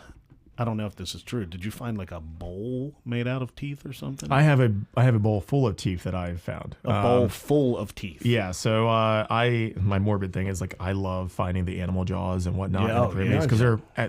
that's all they did. They butchered everything in house and they just threw it in the trash. Yeah. And instead of just like throwing the jaws away or discarding them, I think it's kind of cool to actually just pull the teeth out and just put them in a jar. So I probably have like 300, 400 teeth sitting in a massive bowl in my window right now. And they're kind of cool. I mean, they range in all different sizes. I got boar's tusks that are like huge, Right. like cow's teeth that are like I don't even know how like really really big. Right. And so I love that. What stuff. a wild collection. I mean, if you know, I don't know what your love life is like. Well, yeah, you if my ever- friends are all it's over, probably- that'd be. It's probably got to be wild. They go. She goes, "What is that? Chiclets?" I said, "No. It's." I mean, do you live downtown? Yeah, I live downtown, so it's. So I mean, why don't you? I guess you could just move and open up your house as the museum. I don't think there's enough room there for that. Right. But yeah, that would be. My That's house crazy. basically is a museum when you walk in. I mean, Right. I've got everything on display as much as I can possibly have on display.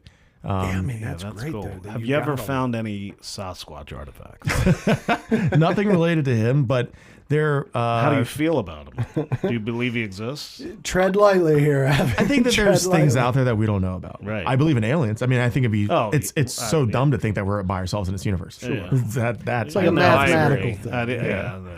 But I think that there's a possibility of something big out there because there's a lot of land that we just don't see. Well, like I always say to people, and I read this, I can't cite my source, but between Northern California and Canada, that forest, the Pacific Northwest, there's something like 70 planes have crashed in that forest that have not been recovered. Wow. Never been recovered. Now, I don't know what kind of rescue operations are going out there, but nobody's really stumbled upon them. And your claim is that because It's so of the remote. thick That's covering, so remote right, that he's just, right. or he lives in like Hollow Earth with Kong. Like that's always could a be that. possibility. We don't know. He could. I mean, Right. timed portals. Like Sure, 100%. All right, so moving on, Evan. What do you got? I see you got a. I love big. I know a guy named Lou who claims he took care of a family of He's got Sasquatch in Soldier's Delight on his, where he lives, Evan, which is this right is- by the Ravens facility. in Yeah, I've fact. been back there. Like I've he gone lives digging right there. at the bend. Like, Evan, way. this is where the Yeah. show usually goes, where Woe tells our guests about his friend who raised Bigfoot. Yeah, he fed him fish. What are you buckets, gonna and do? Fruit. What was his favorite dish? I don't know.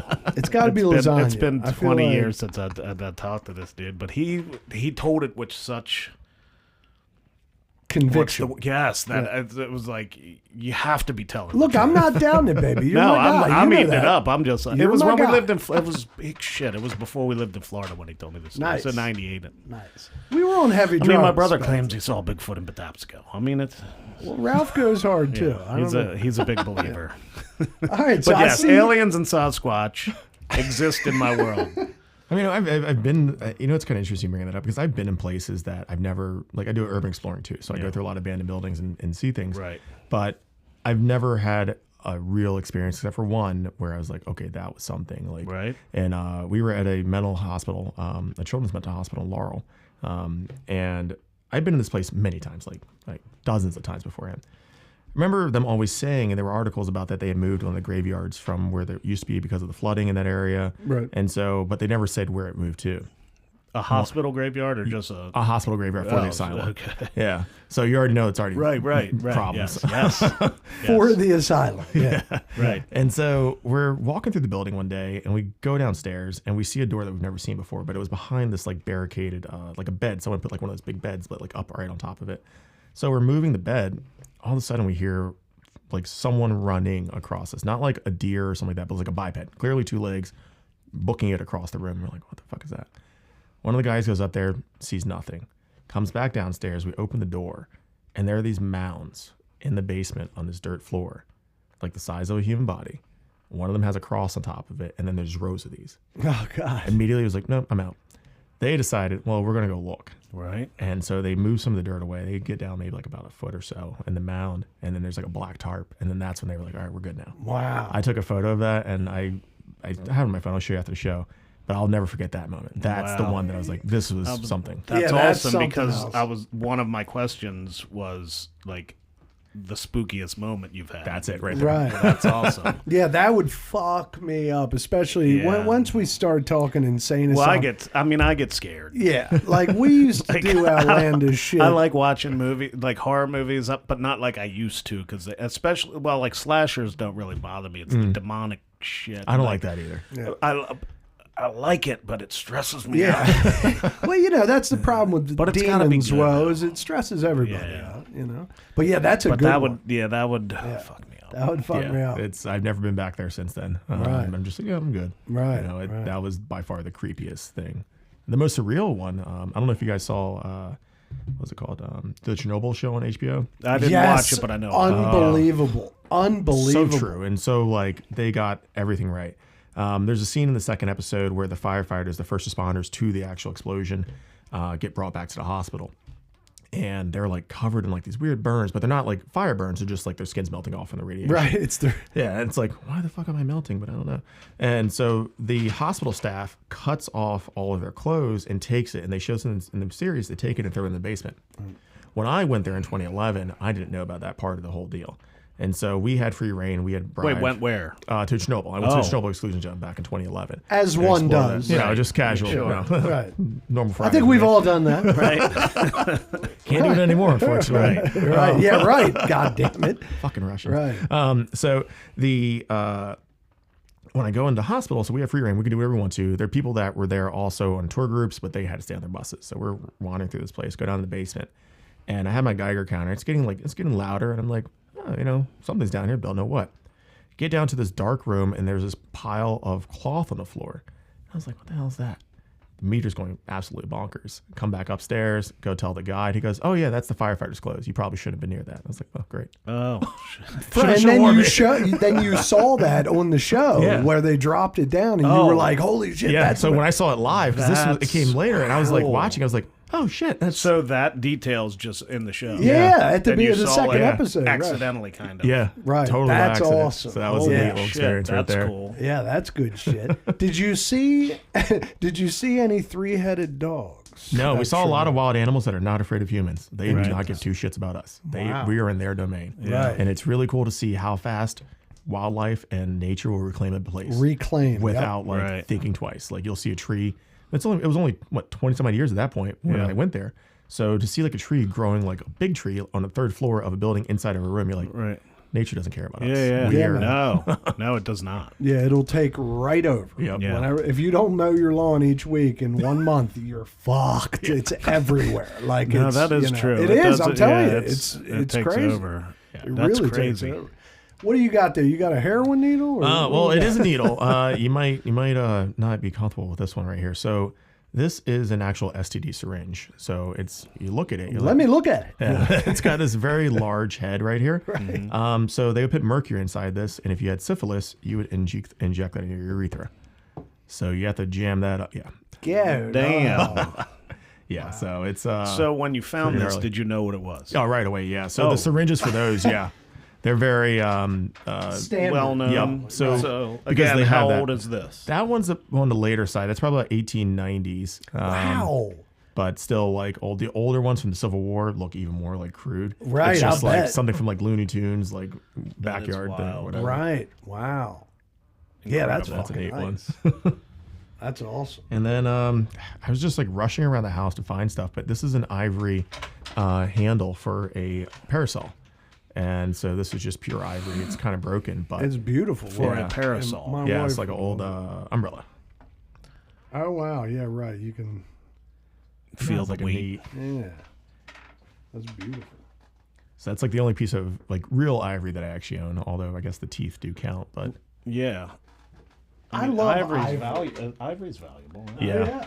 You know what else is valuable for us? It's and when we find it, sometimes it's there used to be a market for it, but metal that has not been exposed to radiation. So anything that's been underwater basically since before the 1940s is actually valuable metal because these are for scientific experiments and they have to use that for like calibration stuff. But now that they've started doing more scrapping of ships from that time period, they have plenty of it. They're finding more and Yeah. more. Right. But right. it's definitely like for a while that was like a big Yeah, market for that's people. interesting. That's a hell of a market to tap into. Like, you got to figure if you're lucky enough to know about it. Yep. Yeah, well, that's all awesome, man. I mean, Thanks. I'm so fucking happy that you're here, dude.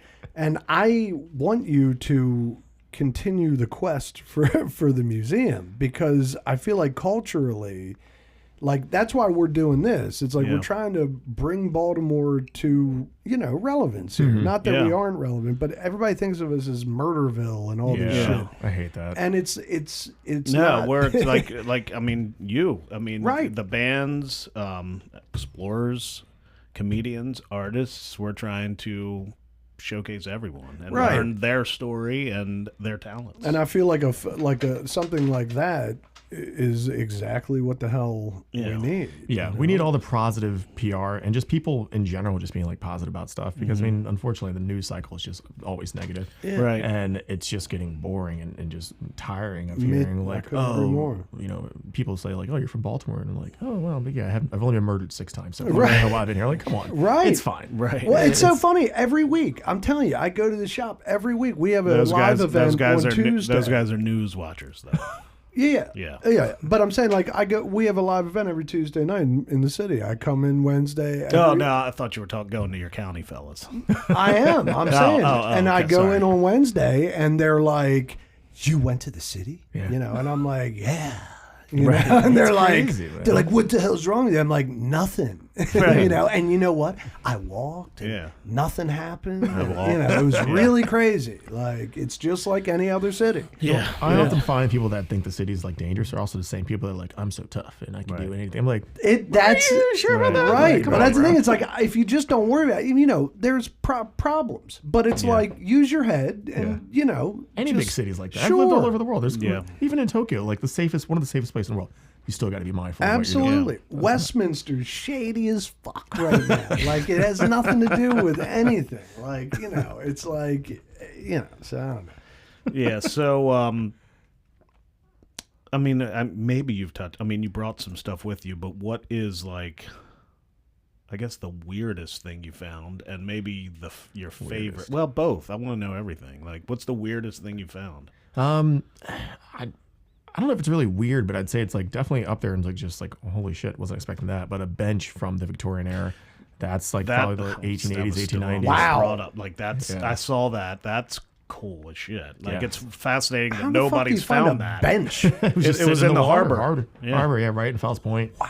Like a Victorian era bench. It's beautiful. And you restored it. Took the time to clean it up completely, stripped everything off of it, repainted it, and then had my friend over at Sandtown Furniture make new slats for me and everything, and it came out beautiful. Have you had it appraised? It's worth, the last one sold for around $7,000, and that was in worse condition. Right. This is like a restored one. So. Right. But I don't know if I'm like I could sell it for the event, sure, but it's too cool to like get rid of. Well, I'd love to have that. Yeah. So is that also your favorite thing? I don't know. I've just got so many things that I really do like, and I kind of, I guess, gravitate towards like the weirder things that I can find in the ground because those seem to tell a more personal story. Like I can get a beer bottle in from the ground and I'm like, okay, that's cool. There's a million of those. But if I can get like a syringe that some guy used because he had VD, like that's pretty sick. You know? Well, that's why it's got to be hard to peg of what your favorite would be because I've just gotten like 4 things here and I'm like, I love the Derringer's my favorite. I'm like, or the needle. I love the Derringer is definitely probably the bigger of one, most recent one. But I mean, it changes like every week because I don't know what I will dig up. Right. Like I'll see something like, I have to have that. Right. What is the most interesting thing you've found out about Baltimore doing this? Oof. That's a good question. Well. Yeah. I mean, outside of like our privy laws, like where we were required to clean up stuff like that. I mean, like a lot of the downtown areas, like not natural. Like there were a lot of people that were fighting for the what is that the Harbor Place thing. They're like, oh, it's historic property. Right. That was manufactured. Like that is not like the actual original waterfront is buried well beyond that plus some over near Light Street. Right. That's an interesting perspective. Sure. And a lot of people don't think about that. And they're like, oh, we got to save it. It's like, save this ugly ass shit. Like, no. Like, Save it from the 80s, the 70s and 80s when it got put up. Or, it's like, or whatever the hell the Harbor Place got put up. Yeah, it would be, how cool would it be if instead of 83 there was like a falls like coming down and then the highway next to it. Kind of like they have that in Philly where you drive along. Oh, the Schuylkill. Yeah. And Pittsburgh. Have you been there? And you've been to Pittsburgh. Have you been to Pittsburgh? I've been there once. It looks like it's when you're there and it looks like a train garden to me. Yeah. It's like fascinating. It's very cool. Very cool.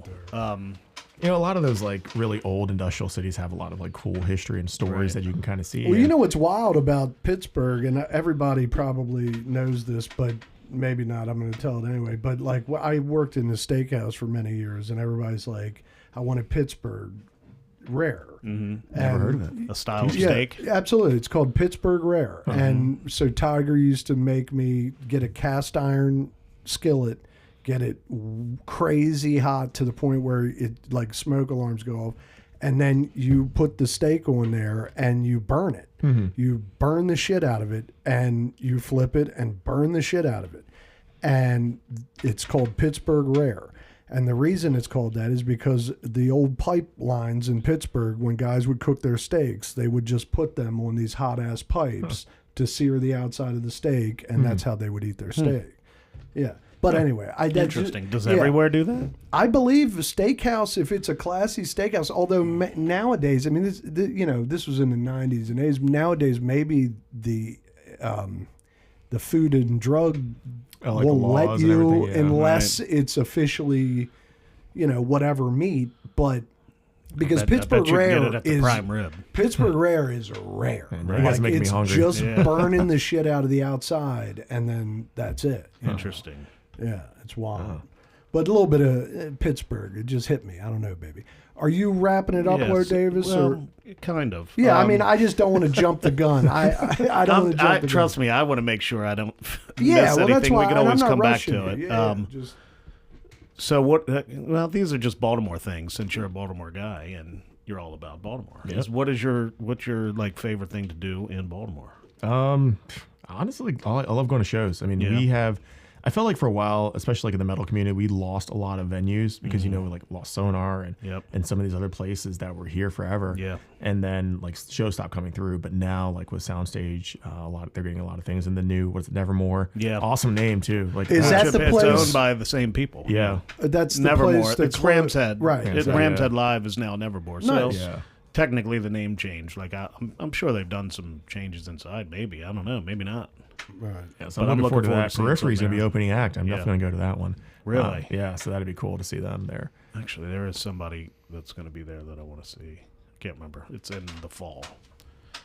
No, but that's awesome. Yeah, so Nice. big time for music here, and I'm Nice. glad that we have like a nice scene for it, and I don't just have to go down to DC or Philadelphia to go Right. see someone that I comes know. to I town. mean, we're even working on that too. I mean, we have our series at Guilford, which is wrapping up.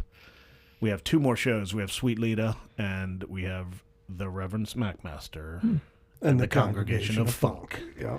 So those are the next 2 Tuesday shows, and then we're taking a break. But we have some. We're working on some venue spaces around the city just to bring, because that's our goal is fucking music. Like expose all the insane Baltimore talent.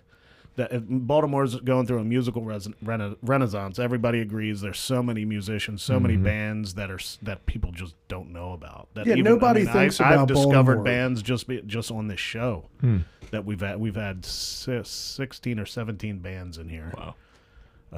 You got to check it out. Check out the fantastic. episodes because the production wheel, even though he's curmudgeonly and old, he's an incredible producer, and the quality of the product is phenomenal. And if you like music, check the bands out. Right. 'Cause they're Well, we fucking didn't, and we phenomenal. didn't. I mean, we mentioned it, but we didn't tell us about the Salvage Arc Foundation. We didn't really talk about it. We mentioned it, but didn't really discuss what the goal, what the purpose is. Mission statement. Yeah, the big thing for me was I wanted to find a way to get the community, not just like the adults, but like the actual kids in Baltimore and around the city, to understand that they can, get into history, and that if they want to get into archaeology or anything like that, they don't necessarily need to go over to like Egypt or down to South America to do digging. Like there's literally stuff in your backyard.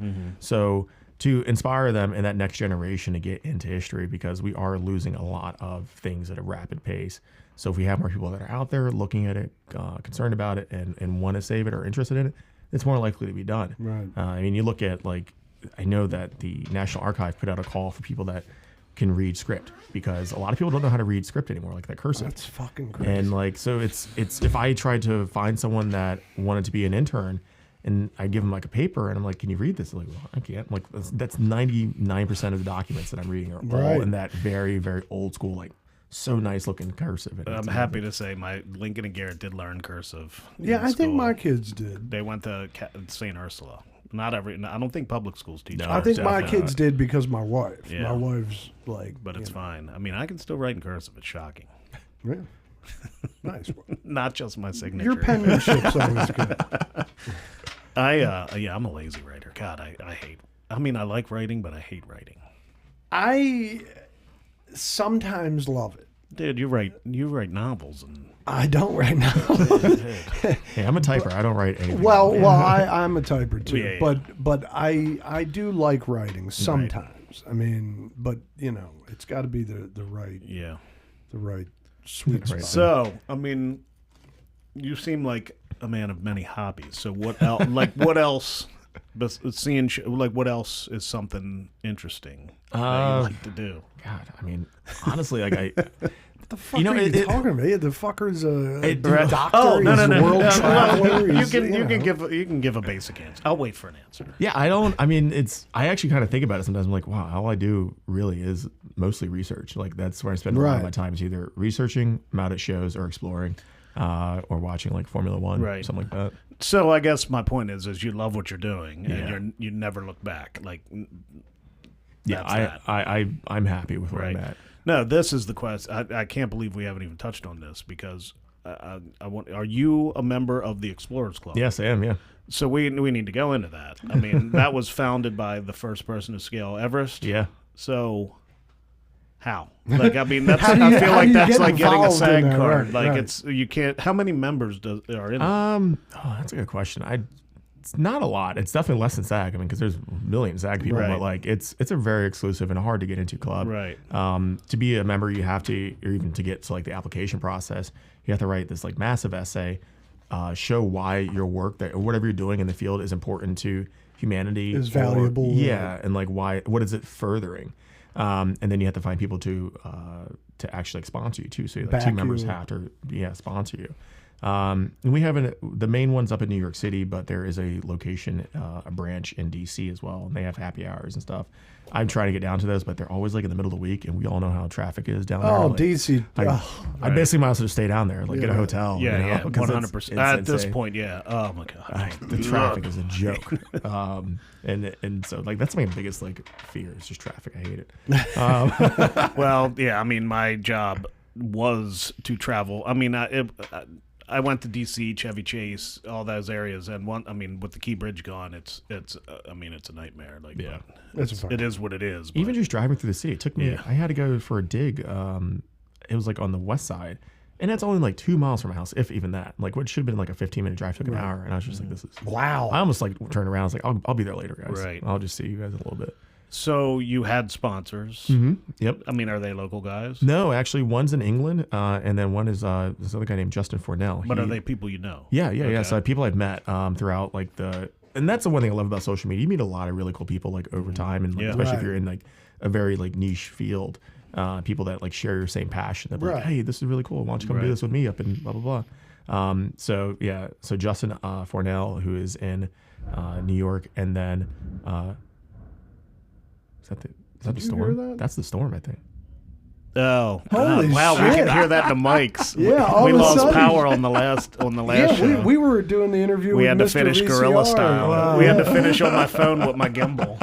Yeah, I was wondering when that was going to hit. I was like, I wonder when the storm's actually Yeah, going to because hit. I thought about it. I was like, it's good that everybody's getting here early. So just That's in so case. funny. I didn't even. You made those eyes like, what the hell's that? And I thought, what the fuck is that? I thought it might have been like the fireman's clothes or I something. thought a wheel was sliding across the floor. Or something. No, that's awesome. But and you also did you have to discover something? So you don't necessarily need to discover something, but you do need to provide like essentially whatever you're doing, whatever you're documenting or your field of expertise has to be furthering human knowledge or preserving things, something like that. Right.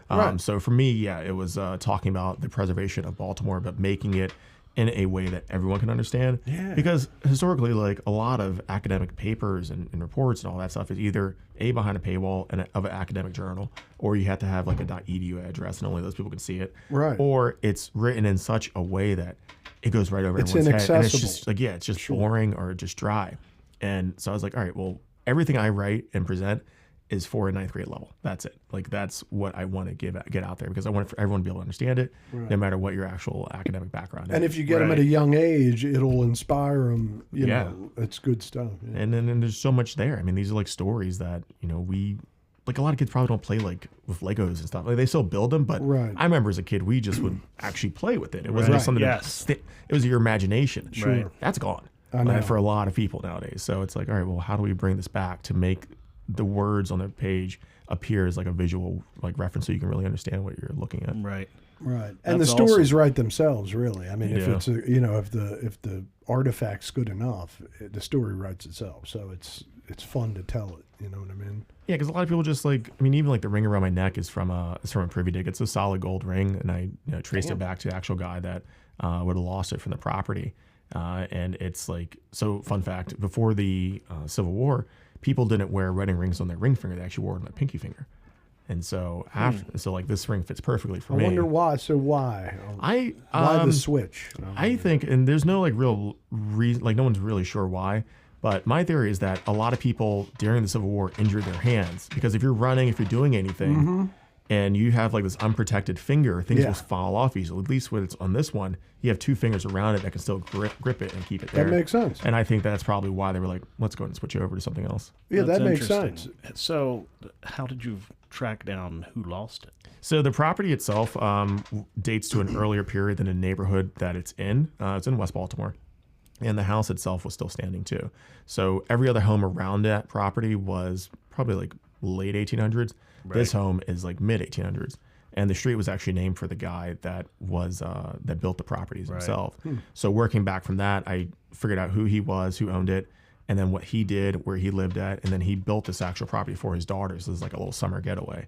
Because like if you were outside the city back then, like even a mile outside the city was a night and day difference with like the smell, the temperature, all that stuff. That's crazy. So yeah, it's like for Patterson Park, like a lot of the big homes right there on Baltimore Street are meant to be summer homes. And there's just massive homes. So like, well, I gotta get away from downtown. Right. Let me go 0.3 That's so miles this nice. way. Patterson right. Park. Patterson right. Park was the vacation home. That's wild. That's awesome. So one of our guests is a singer named Talbot Mayo who lives in Moncton, and her family farm has been in her family since 1762. Oh, I gotta get on that farm. Yeah, man. No, I can. It's I can history. talk to her. Like, I mean, she and. Like her and my wife may be cousins. We've discovered because my wife is a Gorsuch. Like her father's from the area, Baltimore County, and Talbot's farm is Gorsuch Farm, and she is a Gorsuch. Like No it's way. what she messaged me, and she's like, because she saw my wife on Facebook, she's like, "Is your wife a Gorsuch?" She's like, "I'm pretty sure." Like, it's highly likely that we're related. I'm like, that's insane. That's and fun. incredible. But she's one of our guests. She does a wonderful performance, 4 songs in the studio. She's a country bluegrass singer. Yeah. Plays the guitar, plays the fiddle. Like she has the Mayo family band. She just grew up with music. Wild stuff. Yeah, it's got to be good history there. There's no doubt about it. Yeah. I wish I got into music as a younger kid. Like I love, like my cousin plays the bass, and so I was like, oh, I should probably learn how to play it because he plays it. Right. Just never did it. See, I feel like you're the kind of asshole, pardon the expression, that in 2 years, all of a sudden, you'll be this extreme, incredible bass player or some shit. And I'll go, this fucker didn't even go to school for that. And he's like, I just decided, I'm going to rock out bass. Well, it's funny because when I mentioned that to some people before, like, oh, who's your cousin? And I'm telling them, so my cousin's Victor Wooten. Get the fuck out of my face. My The ultimate serendipity. The ultimate serendipity. You gotta be kidding This me, dude. motherfucker. Evan, thank you. Good night. No, Yeah. Then So a little bit of context. Water Davis and I go way back. Yeah. Watch episode 1. But Victor Wooten is one of our all-time favorites of all time. Oh, yeah. The Show of Hands album in the late 90s or whatever the fuck it was. that song, like, I mean, that album has its whole has family on It, it. it redefined a genre. I mean, it redefined. Oh my God! Shout bass out Brian playing. Applebaum for introducing me to Victor Wooten. Brian Brian's gonna Applebaum, flip. baby. the Wait fuck till he out. hears that. That's so funny. This prick. He's like my cousin's bass player. Because we You're like, we he's went. like, I could probably take some lessons. Yeah, I grew up watching him at the family reunions. Yeah, and so- it was just so cool. So that's, I mean, he's your cousin, but is he from PG County? no, he's Hell. out of North Carolina, so he's Okay. my dad's side of the family. Okay, Yeah, okay. so they're all down there. and they grew up. He grew up on the same block as Carter Buford or Yeah. some shit, like or something like that. Like Carter Buford and him knew each other as children, and I mean, that kind of connection is just disgusting. That's. But it's wonderful. You should have gone with it. I should. I know. I need to get into it. But that goes back to my theory, which is in 2 years you'll be dice, baby, because it's in your blood. Right. Like for That's God's sake, incredible. got the arms That's with the long hilarious. arms and everything ready to go. man. That's fucking wonderful. I'm so Fucking happy Victor we Wooten. went back to that. I know of all the people, he almost fainted. Oh my God. Yeah, that's Yeah, man. crazy. Well, yeah, I mean, the episode that comes out tomorrow is a dude named Anthony Turk Cannon. I think I mentioned him like right at the beginning. Right. He's a sax player, but his cousin is married to Harold Baines, but like he grew up with Harold Baines also, like played on the same high school baseball team as him. He was a freshman. Harold was a junior or a senior or a junior. It's something like that. And he said it was insane. Like there were 60 scouts in the stands at the games. He Like- grew up in St. Michael's. But he's like, it was so insane though. Nobody would pitch to him in high school. So after the game, he would have to take batting practice so the scouts could watch him hit. That's insane. Like, Yeah. I want to pitch to him. I know, that's awesome. I mean, I think that's a great story. Yeah. What do you got? Well, are you wrapped up or? Yeah, but we can come back to anything Unless I you need think to. of something. Yeah, Yeah. yeah. So, Well, I mean, Evan- this might go into an insane well, story. right. I Long mean, who the hell Do you knows? know what we're about to do? No. Oh, Okay, so that's the we way like usually it. end the interviews because I'm a cinephile. Right. Hell yeah. Water Davis is a cinephile. We found And- out you're also a Star Wars nerd, and I Right, said that. you're I a said, Star and Wars when I movie said nerd. that would come into play at some point, this is it. right. So right. we like to really get to know people by just asking what your top 3 to 5 all timers would be. For Star Wars. No. Movies in general. Or television. Okay. It could Movies, be television. Star Wars. Okay, all right. But yeah, I mean, Empire's been on the list. And we have been known to be fine if you want to consolidate Star Wars or the trilogy, or as I don't think I not can, that. actually, Like Lord of the Rings, yes, but Star Wars, you can't just say they Star vary Wars. so much. I feel like trilogy-wise, you could. No, there's individual movies. That, All right. I mean, Rogue One is my favorite. I think that's my favorite by far. too. That's so that funny. was gonna be my My list. favorite Star Wars. It took over Empire. It's close, but it's just the perfect.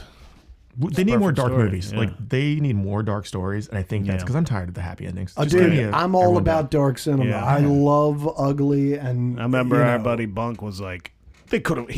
Well, I think he liked Rogue One, but he was like, they could have gotten to a ship. I'm like, dude, I don't know, dude. was- Like that was like an atomic bomb dropping. Like I don't think they could have made it and got up and got out, started it up. I don't. No, It's they not just couldn't have turn the because key. fate was already written. They didn't. Star Right. Wars 4 had Right, already yeah. happened. They Right, didn't make yeah, it. they I mean, didn't that's make it. just the thing. It's like All right, so I'm going to break it down into a little subcategory here. Perfect. So for me, I'm just going to go for audio design. It's going to be between First Man and Ford versus Ferrari. wow. Okay. Because of the sound design of those two movies, no one can touch those. Okay, so now I have not seen First Man. Do yourself a favor, watch that, like with a good sound system, sit back. You will hear everything. Like they design everything, like the bolts rattling in the spaceship. Wow. You hear all that. And And it's that's a Neil perfect. Armstrong, or what? Who is it? It's Ryan Gosling and pretty much all-star cast. But he plays Yeah. Neil Armstrong or somebody like some Yeah, Neil historical- Armstrong, know Buzz that Aldrin, movie. all those guys. Yeah. It came out I in mean, it's fairly was- new. 2019, somewhere I Yeah. think 2019, Right, 2017, somewhere right. there. And I think it was a good director that made it, like if memory serves. But I don't think it performed well, which is why I didn't see it. Not that I give a fuck about what people Yeah. say, but I just missed it. Interesting. First Man. Yeah, so Ford that's- versus Ferrari was Amazing. fucking great. So good. Yeah, Michael Mann. The I first love Michael Mann. Atmos released movie was Fury Road. You've seen Fury Yeah. Road. That's Oh. so I put in a home theater when we started doing Atmos systems. It was in this dude. Man, I don't even. I guess I could say his name. His name's Bill Jews. But he's a big black dude, and his doormat said, "Welcome to the Jews." Nice. That's fucking incredible. But Like, wait, is this the wrong house? That's wonderful. We said hello, sir. Right. Shout out Bill if you remember me. But we put one of the best theaters I've ever done in his house. It was like a 14.4.8 or something. Wow.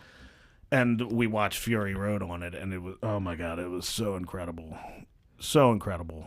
Sound design. Yeah. I'm gonna need some recommendations for me Yeah. for my house. Nice. So I can well, get some one of stuff. our buddies has an AV company. One of our best Yeah, friends, Dougie Fresh, in Media baby. AV. He can He's definitely- a sponsor of the show. Actually, some of Yes, the he cameras is. is All right. But yeah, Ford versus Ferrari, First Man.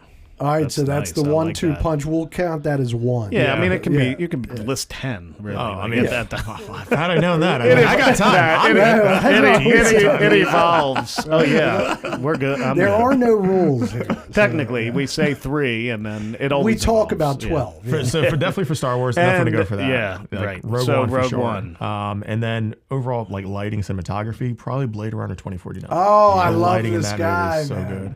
The writing, oh my God, yeah. dude, that story. I mean, first of all, well, the original Blade Runner, I mean, is wonderful. Still holds up. It still holds up. But what Villeneuve did with 2049 was such a spectacular feat because nobody thought he could do it, like Denis Villeneuve, because nobody gave a Villanueva. Yeah, I know, but I always say his name funny. That's kind of my thing. But he did good shit. But Blade Runner is a tough property to have responsibility for. But that story, I mean, and how prescient is it going to be here? Apparently, like with And everything tied together too, which was insane. Like, Incredible. To bring that all back to like be like perfect. And then to hover on Rogue One, did you watch Andor? Yes. Oh my God, I haven't seen. I still haven't seen season 2. I haven't seen I'm such season an 2 asshole. either, but only the first season. dude, Andor. Yeah, I know, might I be know. my favorite Right. Star Wars thing of all time. As far as lead-ins to Yes, it was perfect. It was because perfect. now this season 2 was because now A New Hope is. I mean, it's from Andor to it's New Andor Hope. season 1, 2, Rogue One, New Hope. Yeah, Like, that's it's a whole other it's a quadrilogy or it's something. yes. Yes. Because, dude, that Andor season 2, I mean, I was so happy with how they stuck that fucking landing. I just couldn't believe it. Like, it's perfect. It's perfect. It was the same guy, Tony Gilroy, who made Rogue One. Him and his brother wrote and made Rogue One.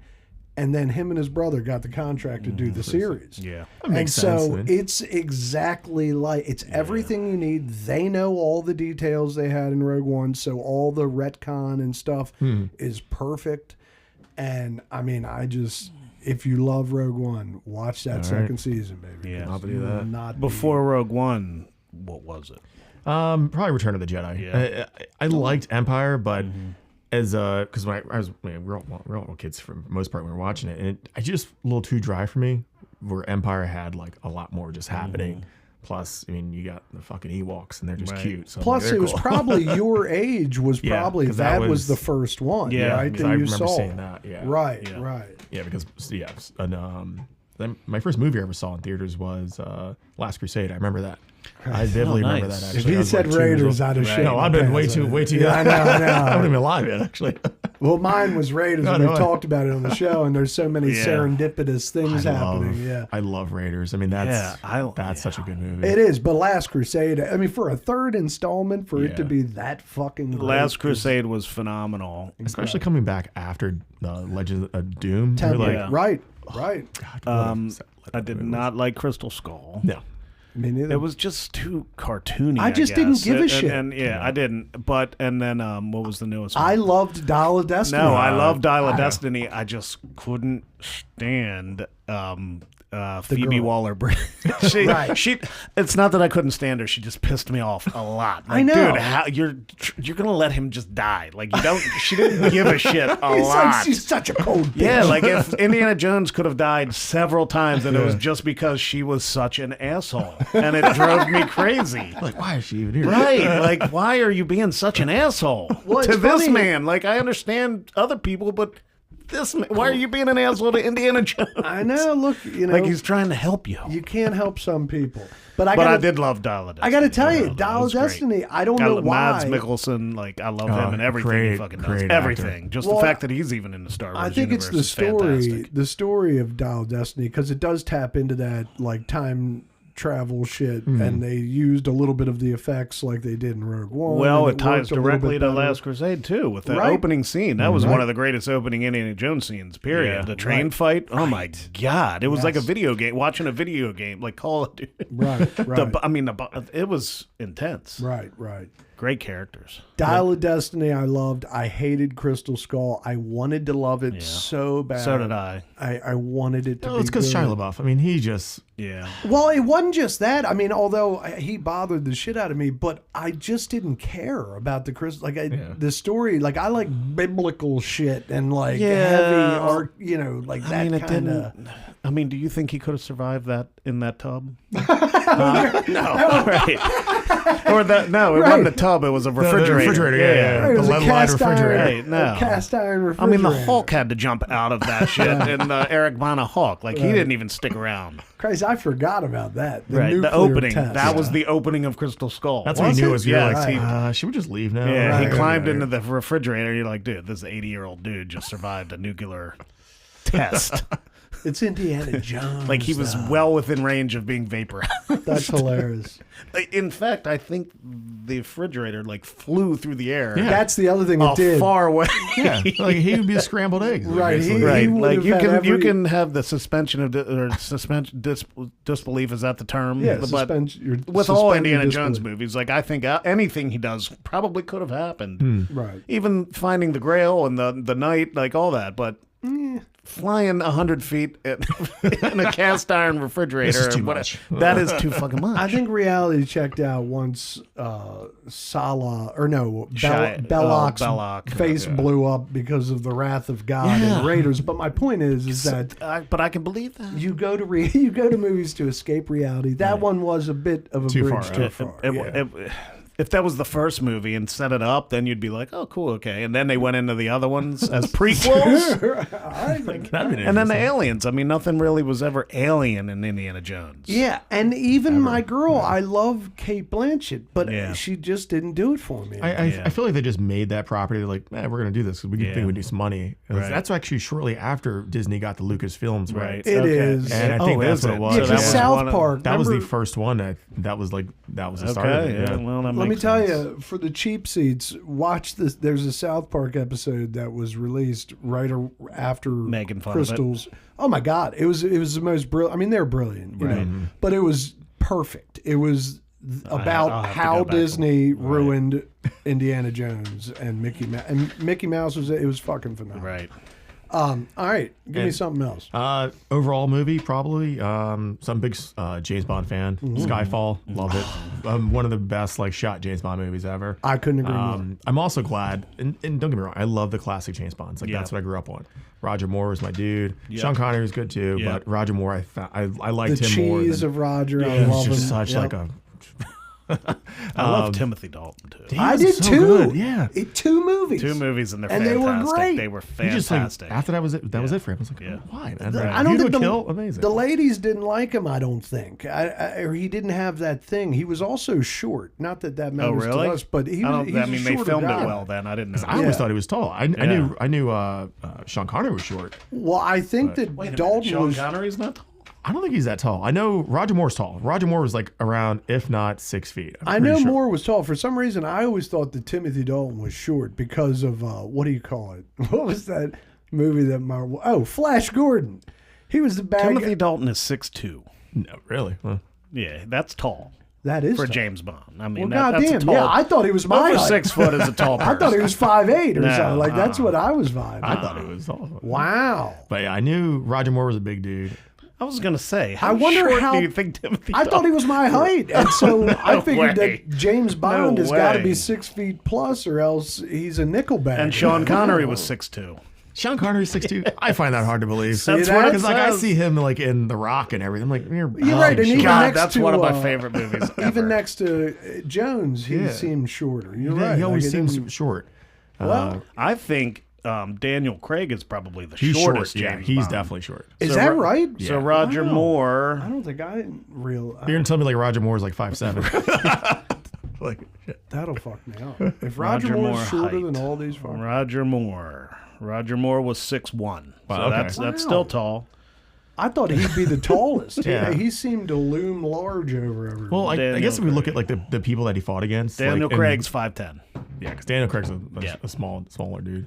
But I'm really glad that they went to that dark side because they had to after Austin Yeah, Powers. yeah. And I think that changed that franchise and made it better. Yeah. Me too. Evan, I'm so happy you're saying these things because I love James Bond. We grew up with James Bond, but I'm with you. Like, I want stories with balls. I don't want cheesy fights. I want, now that, Bourne Identity and all these movies came out, you have to keep up with the times. You can't. Speaking of balls, dude, Mads fucking Lashif smacking him on the nuts and oil. Chair seat. Oh my God! Like, I could watch that. I'm like, huh. right? Oh, like, yeah. like you, like that. I mean, being guys, it's just one thing. I know women go through shit, but that's one scene in a movie that we can all watch and feel. Yeah, you the literally. pain. Like it's like I don't care how well trained you are. That's hard to take. I couldn't agree more. And then the With line a where he goes, knot. Like he you're- goes, a little to the left, a little to the left. Oh my God, dude! Like your just balls are. I guess if I don't know, maybe I don't know. That was the most brutal thing. When that happened, I was like, "Holy shit!"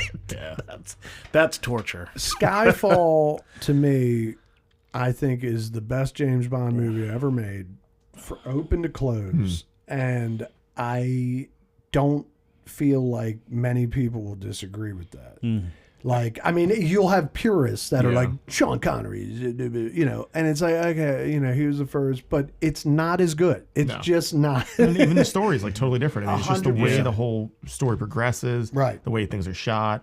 It's not, like you said, it's not like the cheesy stuff that we used to have. It's of the old edge. days. Yeah, you right. know. those shots in Tokyo. Was that in Tokyo? At the building when he was fighting that guy in the neon city? I think it's Hong Kong, yeah. Yeah, it was some Asian city, but it was gorgeously shot. They were up in these sky rises, blue light and red light, and I mean, that's just another franchise too, where I'm going to fully embrace the new James Bond and love all of the new movies. God, I would love to be cast for that. Hey, do you know? That would be James Bond from Baltimore. Have you auditioned? No, they already. I think they had the whole cast like pretty. Is it and it may be Tom Holland? No, did you He's hear? too short. Did you hear who's directing I never it? know what to believe anymore. That's why I don't believe it. But I saw an article saying Tom Holland was in the mix. Do you know who's directing the new James Bond? What? No. James Gunn or someone? No. You don't know? Dennis Villeneuve. Yes. Oh, no. No way. Seriously? No. Yes. The guy that made Dune. That's Dennis. No, he's making the new James Bond series? He got the contract. It's What? on. He got the contract. Then it might be. It's probably going to be Timothée Chalamet. He's been a Bond fan his whole life. Timothée Chalamet would make a good Bond as far as think looks. he's too small. I think he is Yeah, too. but I mean, He'd have to bulk up The main contender that Idris Elba too. Like I know he was in the mix He would be years great. ago. I think. the main contender that my sources have told me Yeah. is that cat from Kick-Ass, Aaron Taylor Oh, Johnson. I've heard that too. Like he's the guy that he has is British too, right? Yes. Yeah. Or Australian or some shit like that. But he, for whatever reason, he's talks the funny. guy that they Right. have, like, that's the guy that's in the lead. I mean, right now. yeah. What was he in recently though? Because I don't feel like he's done much. You know, he he had- no, has. he he was wasn't just some- in Nosferatu. yes, he played an incredible, There's great things. performance in Nosferatu. There's things he's in that you don't. I mean, he's Craven the Hunter, which I've heard is like the worst movie of all ever time. made. Yeah, Like I've heard that. there's like a My son said it's officially like there's awful. a scene where Like, they literally, I guess the budget, they use like a still shot, like do like the what are the South Park? Yeah, Canadian, they do that. That's like right. like you're like, what the hell is this? Like Right. that's not even an actor. That's like, that's exactly a picture. what my son said. Right. He said it was the most. They're like, it offensive is thing he's literally ever just the worst. Speaking of movies that do not hold up, I did a rewatch on Step Brothers because Amanda had never seen it. Yeah. I think maybe it holds up. Okay, thank God. I was like, and? But I kind of towards the end, like credits fell. I was just like fell asleep on the couch and woke up to the next movie playing several times, which was starting to make me angry and have weird dreams. Was Billy Madison. Yeah. I like Adam Sandler, but that movie sucks. Hot like take. that movie is. Davis. When's the last time you watched? It is It's so been terrible. years. Like it's so terrible and weird. You do realize that people hate you now. People like- also hate Adam Sandler. Well, I'm just saying, I don't know. Billy I Madison. came back on him with Uncut Gems when I saw Yeah. that. I Oh was my like, holy God. But shit. I What just a gotta say, performance. Billy Madison does not hold up. Now, to your defense, At I have not all. watched it. Oh, since you'll watch it and be like, I don't even know if this is Florida. funny. So it's Because no he plays Happy like Gilmore. because he plays like a child, like an moron, idiot, a rich right. kid, and he goes to he's in elementary school, and the girls are like in love with him, and he's just his voice It's is always like unlikable. like it sucks, it's terrible, and that's just that movie. Like Happy Hot Gilmore take? held up. I still love The Waterboy. Oh, Waterboy. I mean, Classic. Hot take. Where the Big Daddy. I mean, it's still Right. funny. Like, but Billy Madison, no. All right. Well, you heard it here, folks. Like no, Billy Madison. Like you think about like how it's just a bunch of buddies making a movie. Yeah, and I mean, it really now is. that but you're mentioning it's it, just, the storyline is remedial, and yeah, it's so bad. Lowest common denominator. It's so bad. it's a remedial It's concept, so- but it's I'm sure it's funny. Well, at least you got Happy Gilmore 2 to look forward to. That comes out Yes, soon. I am looking forward. I to am. that. I think it's got potential. I mean, the guy makes good shit, like even now. So if anyone can pull it off, like a sequel that, Yeah, it yeah, could- and I it trust could me, be. I love Adam Sandler. Like Right. I am not a hater. Well, you saw Uncut Gems. No, Let me I tell you know, something. I know. You I know, won't be able to I know. handle. No, you won't be able to handle it. I Oh, guarantee why? you will not like that movie. Oh, really? 100%. No, I don't think so. It's the most uncomfortably Yes. intense movie you'll ever Oh. watch in your entire Oh, life. really? Yeah, you because I know you, and it's frustratingly I intense. had anxiety the whole time. Yeah. I was just like, what is why am I panicking for what's happening on screen? And that's what I mean. Like, and you get antsy, and I'm just telling you, you're going to be very uncomfortable. All right, well, I'm going to do it. Though. Yeah, sometimes I want you to do it. That yeah, I want you to watch it. I mean, but I can't wait. When I know what's happening, I can handle it. Yeah, you'll be better now that I've prepped uncontrolled you. anxiety. But let me tell you something. It's a performance of his career. Right. Easily. No, I know that. And, he did not direct. He didn't direct it. No, the Safdie brothers did. Benji and Josh Safdie. They make great shit. They made a movie with our guy, the Batman, the young cat that we love from Batman, the newest Batman that was dark. Our boy Twilight. Oh, everybody on Earth Robert loves him. Pattinson. Robert Pattinson. That cat was in a Safdie brothers movie called Good Time, and like that's how I found out about the Safdie brothers. And they make this movie with that guy called Good Time, intense as shit, about two brothers who are burglary or criminals in New York, and one of them's on the spectrum, and it is an intense juggernaut. And then they asked Adam Sandler to do Uncut Gems. So they're like legit filmmakers, and I know that they've done a lot of shit before those two, like in the independent world. Yeah. But if you like Uncut Gems, seek out Good Time. All right. Yeah, I'll check that one out. Oh my God. It is a juggernaut of intensity. Yeah. Like incredible. You've gone through some genres though. I like it. So what about comedies? Let's get into that. Oh, comedies that I like. Yeah. I'm actually kind of blanking on that spot. I mean, that's Wait, like, you said your favorite movie of all time was what? I mean, I would just put like of all time, probably, honestly, probably Blade Runner 2049. Okay. Yeah, that's very high up there. That's so funny. Because it's a masterpiece. It is a Cinematic masterpiece. And written wise. Sicario actually would be up there too for me. Oh, man. That's good. Sicario? Yeah. Oh, God. And that's Villy Vivu. That's our boy, man. He's great. He's great. The first one, the second one. I'm assuming you like Dune. Yeah. You've seen all three? Yeah. No, I've only seen the first two. Yeah, the third one started filming yesterday. Really? Is that right? Yeah, they posted an Instagram like it starts officially filming today. Huh. I mean, that guy, man. Dune 3 and then James Bond. So fucking good. Yeah, I'll be excited for James. Yeah, I did not know that. I heard an interview with him, and he was like, this is the most, like, he's excited. And he's deep in the game. Like, he's like, since I was a kid. He's like, I understand what this franchise is, and I know exactly has he what talked I'm gonna about it? Like, is he, I mean, obviously he's rebooting the franchise because Bond died. Well, he didn't talk about any details other than the Broccoli family and him, like he's in. Yeah. It's officially him. They asked him who the guy was, and he's like, "We're not going to go into any of that right now." But and then on some other thing, that's why I knew about Aaron Taylor Johnson, because somebody I just heard was saying they were saying the top 3 candidates for the James Bond job, and he was in the top, and the other cat was a television guy that I didn't recognize the name, but maybe BBC or something probably. Yeah, I think it's somebody like that. A very heavy television cat from over there. 5'11". That's Aaron Taylor Johnson. Oh, he's 5'11". I'm going. They got to cast me for that. I mean, there seems like someone. Yeah, what the fuck are they doing? Doors. Man? Right. Denny, where are you at? I mean, come to Baltimore. Make a nice Jack Reacher. I would love to do. I think that's probably like my dream. Those are my dream kind of roles. Like where it's just because like you got people that are now aging out of like we don't have like the Arnold Schwarzeneggers or anything like that in the world anymore. Like those people are gone. Right. So it's like, all right, well, let's get those new people in there. So you got the guy from Jack Reacher. Right. What's his name? Alan Rickman. Alan Rickman. Yeah. No, Alan Rickman's Hans. It's Alan. It's Alan Richter. Rock. Or no. That's Cameron. It's Alan something with an R. Yeah. But I just can never remember. But yeah, like he's a great dude. It seems like a good guy too. I mean, of course we don't know him. Richson. Richson. Ritchson. Richson. Alan Richson. Like a role like that would be like something like big and just kicking in. Well, so Evan, do you have a SAG card? No, not yet. Okay, so I've got to do I think 2 more movies or 2 more projects to get one.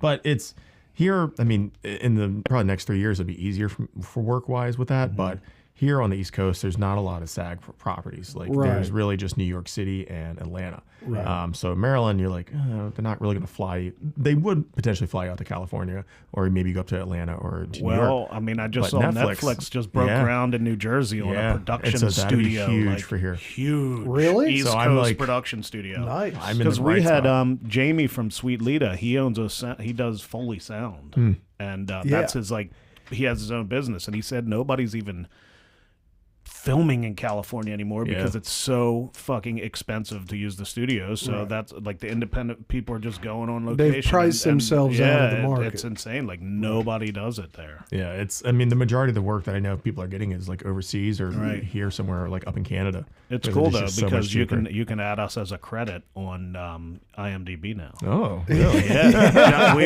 had Johnny Alonso. That's in right. Here. Yeah. He's an actor. Yeah, lives in LA. Actor. And he but he's from Baltimore. Well, he's from New York, but transplant to Baltimore. He calls Baltimore home. Right. But he's a working actor. He's been in a ton of stuff. He's been over like 142 It's a great interview. Like I have a things. lot of clips in his interview. Like he was in an episode of Homicide. Got to act with Andre Brower. Yeah. It was awesome. Like, that's my goal. I want to get to that point. Well, check out the Johnny Alonso. But he's episode, filming. He's got a web series dude. called Rosemary Street that he films in Baltimore. All right.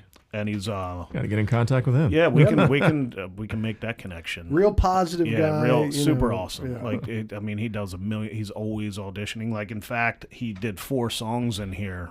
He had brought in his old Gretsch guitar and did 4 songs, and he used that video for an audition because they were looking for like a rockabilly guitar player. Wow. And he's like, "Can I use?" And we're like, "Fuck yeah, dude, use it." Yeah. But his agent, I've spoken with his agent about the show. They love what we do. Huh. Just enough, and he might be in town now shooting Rosemary. Yeah, I Street. think they are.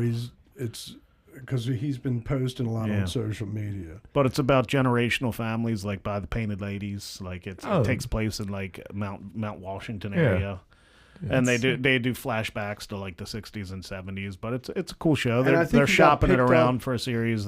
He had some things he couldn't talk about. But he got it sold to somebody. We just don't know who. Bing or something. He said the network. I can't remember, but he got it sold. All right. Yeah, he does good shit, man. He's he's going to be in this movie called Lowball, which is about the old the Club Charles back in the day. Oh. That had the bouncer, the big like butcher bouncer that ended up being a fucking serial killer. Right. Wait, what? Yeah, like it's a Baltimore story. And, like you can like this dude is insane looking. And the crux but Johnny knew him. I mean, Johnny's in his 50s. Like he knew who this man was. Like John Waters used to go there. That's how he was in Serial Mom. Johnny Alonso was in Serial Mom. Uh-huh. Because he met John Waters at this Club Charles back in the 80s, I guess. Yeah, it was 80s because he said that when the whole thing went down and the story came out that this guy was a serial killer, he said, Johnny said that Mayor William Donald Schaefer held a press conference and told the Evening Sun and everybody to not discuss it. There's a cover up because they were like, Baltimore's up and coming. He said, we're trying to not have bad press and it's bad for the city. And he said everybody listened and nobody talked about it. And I've never heard this. I mean, either nobody has, and that's why they're making the movie on it because it's a good story. It's a good might have to make a video story. about that myself, just like a little like, hey, I bet you didn't know this. Well, that's what I'm saying. It's like that'd be a good one. Wow. But yeah, it's good stuff. But there's good things happening in Baltimore. You got any other movies you want to mention just for posterity? No. That's for like not projects. Oh man, Fast and Furious. I mean, let's the whole run. I know it jumped the shark a while ago, but it's just mindless entertainment. Yeah. Well, that's the thing is if you're fine. That's what I'm saying about Jones. It's like I mean, faces are melting in part 1. But I think with like Indiana Jones, it's so much of it is based on factual things or like things that potentially can happen. Right. It's hard when you go like, all right, we were boosting VCRs to now like we're fucking jumping into space, and I'm like, that's how I know. Like I just it's a little bit of a stretch. Dom does some insane shit. Like there's no way he should be alive. And keep in mind, what are their insurance premiums? Like, right? They do go into space in one of them, right? Yeah. And keep in mind, he just quoted our boy Vin just said like last week that this final Fast movie will have Paul Walker in it. A reunion with Paul Walker. I think you heard it right. I don't know, but Let me tell you, a flashback or something. Would it be that he dies and Paul and him walk off together in it, or something cheese like that, or would it be? I haven't seen a Fast and Furious since Tokyo Drift, which is honestly one of the best ones. Let me tell you something. I thought that Tokyo Drift was one of those movies that I made fun of. Like, I didn't see it in the theater. I thought it was going to be a pile of shit. Right. It came out on video. Didn't watch it, and like 2 years into the video run, I'm like, all right, I'll watch it, and it was awesome. I thought it was. And I don't know whether it's other than Khal Drogo. I couldn't really get on board with Jason Momoa as a villain. Either. Oh, the newer ones. Other than Khal Drogo, yeah. That the Fast and Furious series is like, because I was a big car guy. I've always been a car person. And when that series came out, I was like, oh. Okay, you can do stuff with cars. Right. How many are there's 10? 10. That's insane. So coming into 11, yeah. Which that day over to Friday the 13th. And you go to bat for Hobbs and Shaw too. I did like that one. Okay. That was good. That was entertaining. I mean, anything with Jason Statham in it, I'm going to watch it. Sure. Even the Beekeeper, I just watched. I was like, let me tell you something. That was all right. My wife was like, "You got to watch this movie." Yeah, but it was fun. You know, I mean, he makes good movies. It is what it is. Dude, right. That's why I loved Steven Seagal movies back in the day, because it was just fun watching him break people's bones. And oh my god, Under Siege is definitely. I read that so many times from Blockbuster. Mom's like, "Oh, don't you want some news?" Like, no, give me this one. Right, yeah, let's go. Under Siege, Tommy Lee Jones. Oh god, that was such a good movie. Incredible. So and your Gary Busey, your boy. Oh god, yes. Right. But then the second one had I don't remember his name. The dude from People Under the Stairs. Yeah, Everett McGill. Everett McGill. Love that dude. Yeah, love that guy. Heartbreak Ridge. Yeah. That's Gunner is Sergeant. Yeah. My talent is bullshit, but useless movie knowledge. That's not useless. So we last summer we do Sanity Cinema too, so we could welcome you back. I was gonna say, if we have a podcast on movies, I'm in. You know we do. We do Sanity. We've done Jaws and Goodfellas. Jaws kind of started because we had one of our guests last summer had to cancel, and we were like, well, fuck, we're here. Let's do Jaws. So for 4th of July. I love movies, but I'm like him. Like I was like, I can't just on a whim sit down and talk about a movie for 2 hours. Like, but I was like, just let me do, because let me do a little research and come up with like a game plan. So when we do the movie episodes, I do like kind of the history, like box office numbers, right, and then I come up with, but we have a structure. So we go through, like we go around the room, like your favorite actor, your favorite not popular scene, your favorite popular scene, that kind of thing. But in particular with Jaws, I quizzed him, and he named all 18 deaths between the 4 movies without Googling, in order by character name.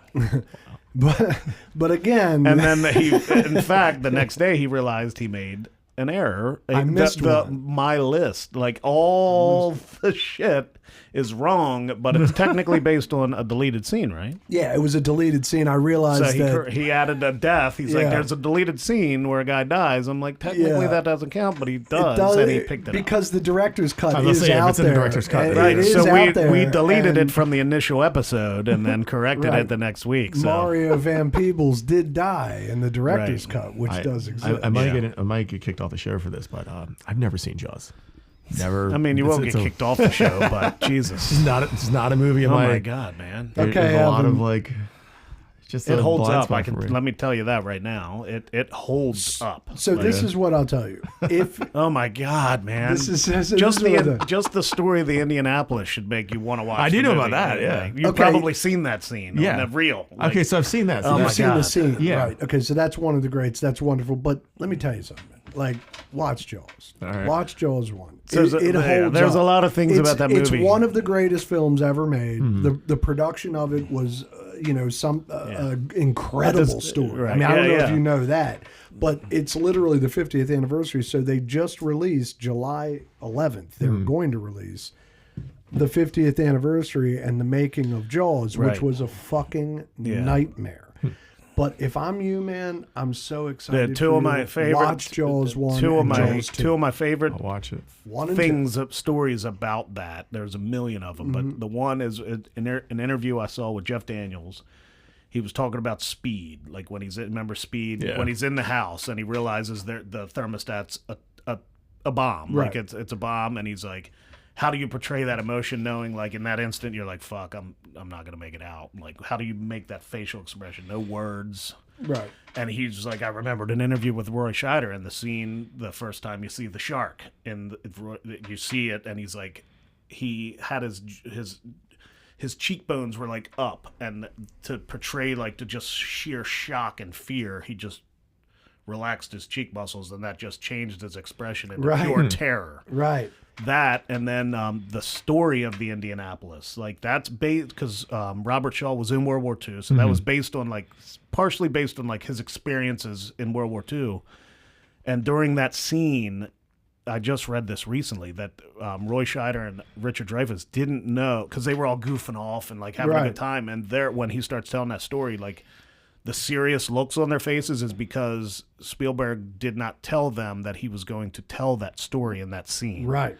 So their reactions are just like, holy shit, this is the most insane story I've ever heard. And that speech was written by John Milius. Yeah, and it took him, who was an Army historian. He was hammered. He was drunk as shit when he did it. Drunk. And it took him two takes. Yeah. It took him 2 takes to get through that. Yeah, because the first time they did it, he was too hammered, and Spielberg was like, walk it off or something. Right. And a couple hours later, he came back and did on one that take version. did the take. Yeah. God, Hollywood was different back then. It really was. Oh my God, yeah. But man, I can't encourage it enough. Like, Jaws is really one of the greats, and you know, it really is. Yeah. But we will have you back, Evan Woodard, to do a Sanity Cinema, because we're gonna record a few we have, here but soon. like it doesn't have to be your favorite movie, but it could be. Like, but yeah, you pick a movie and we just do the whole episodes on that movie. Yeah, I'm in. Yeah. I mean, I love and then it. we talk about other. I mean, we could talk. We can do what we want. Right.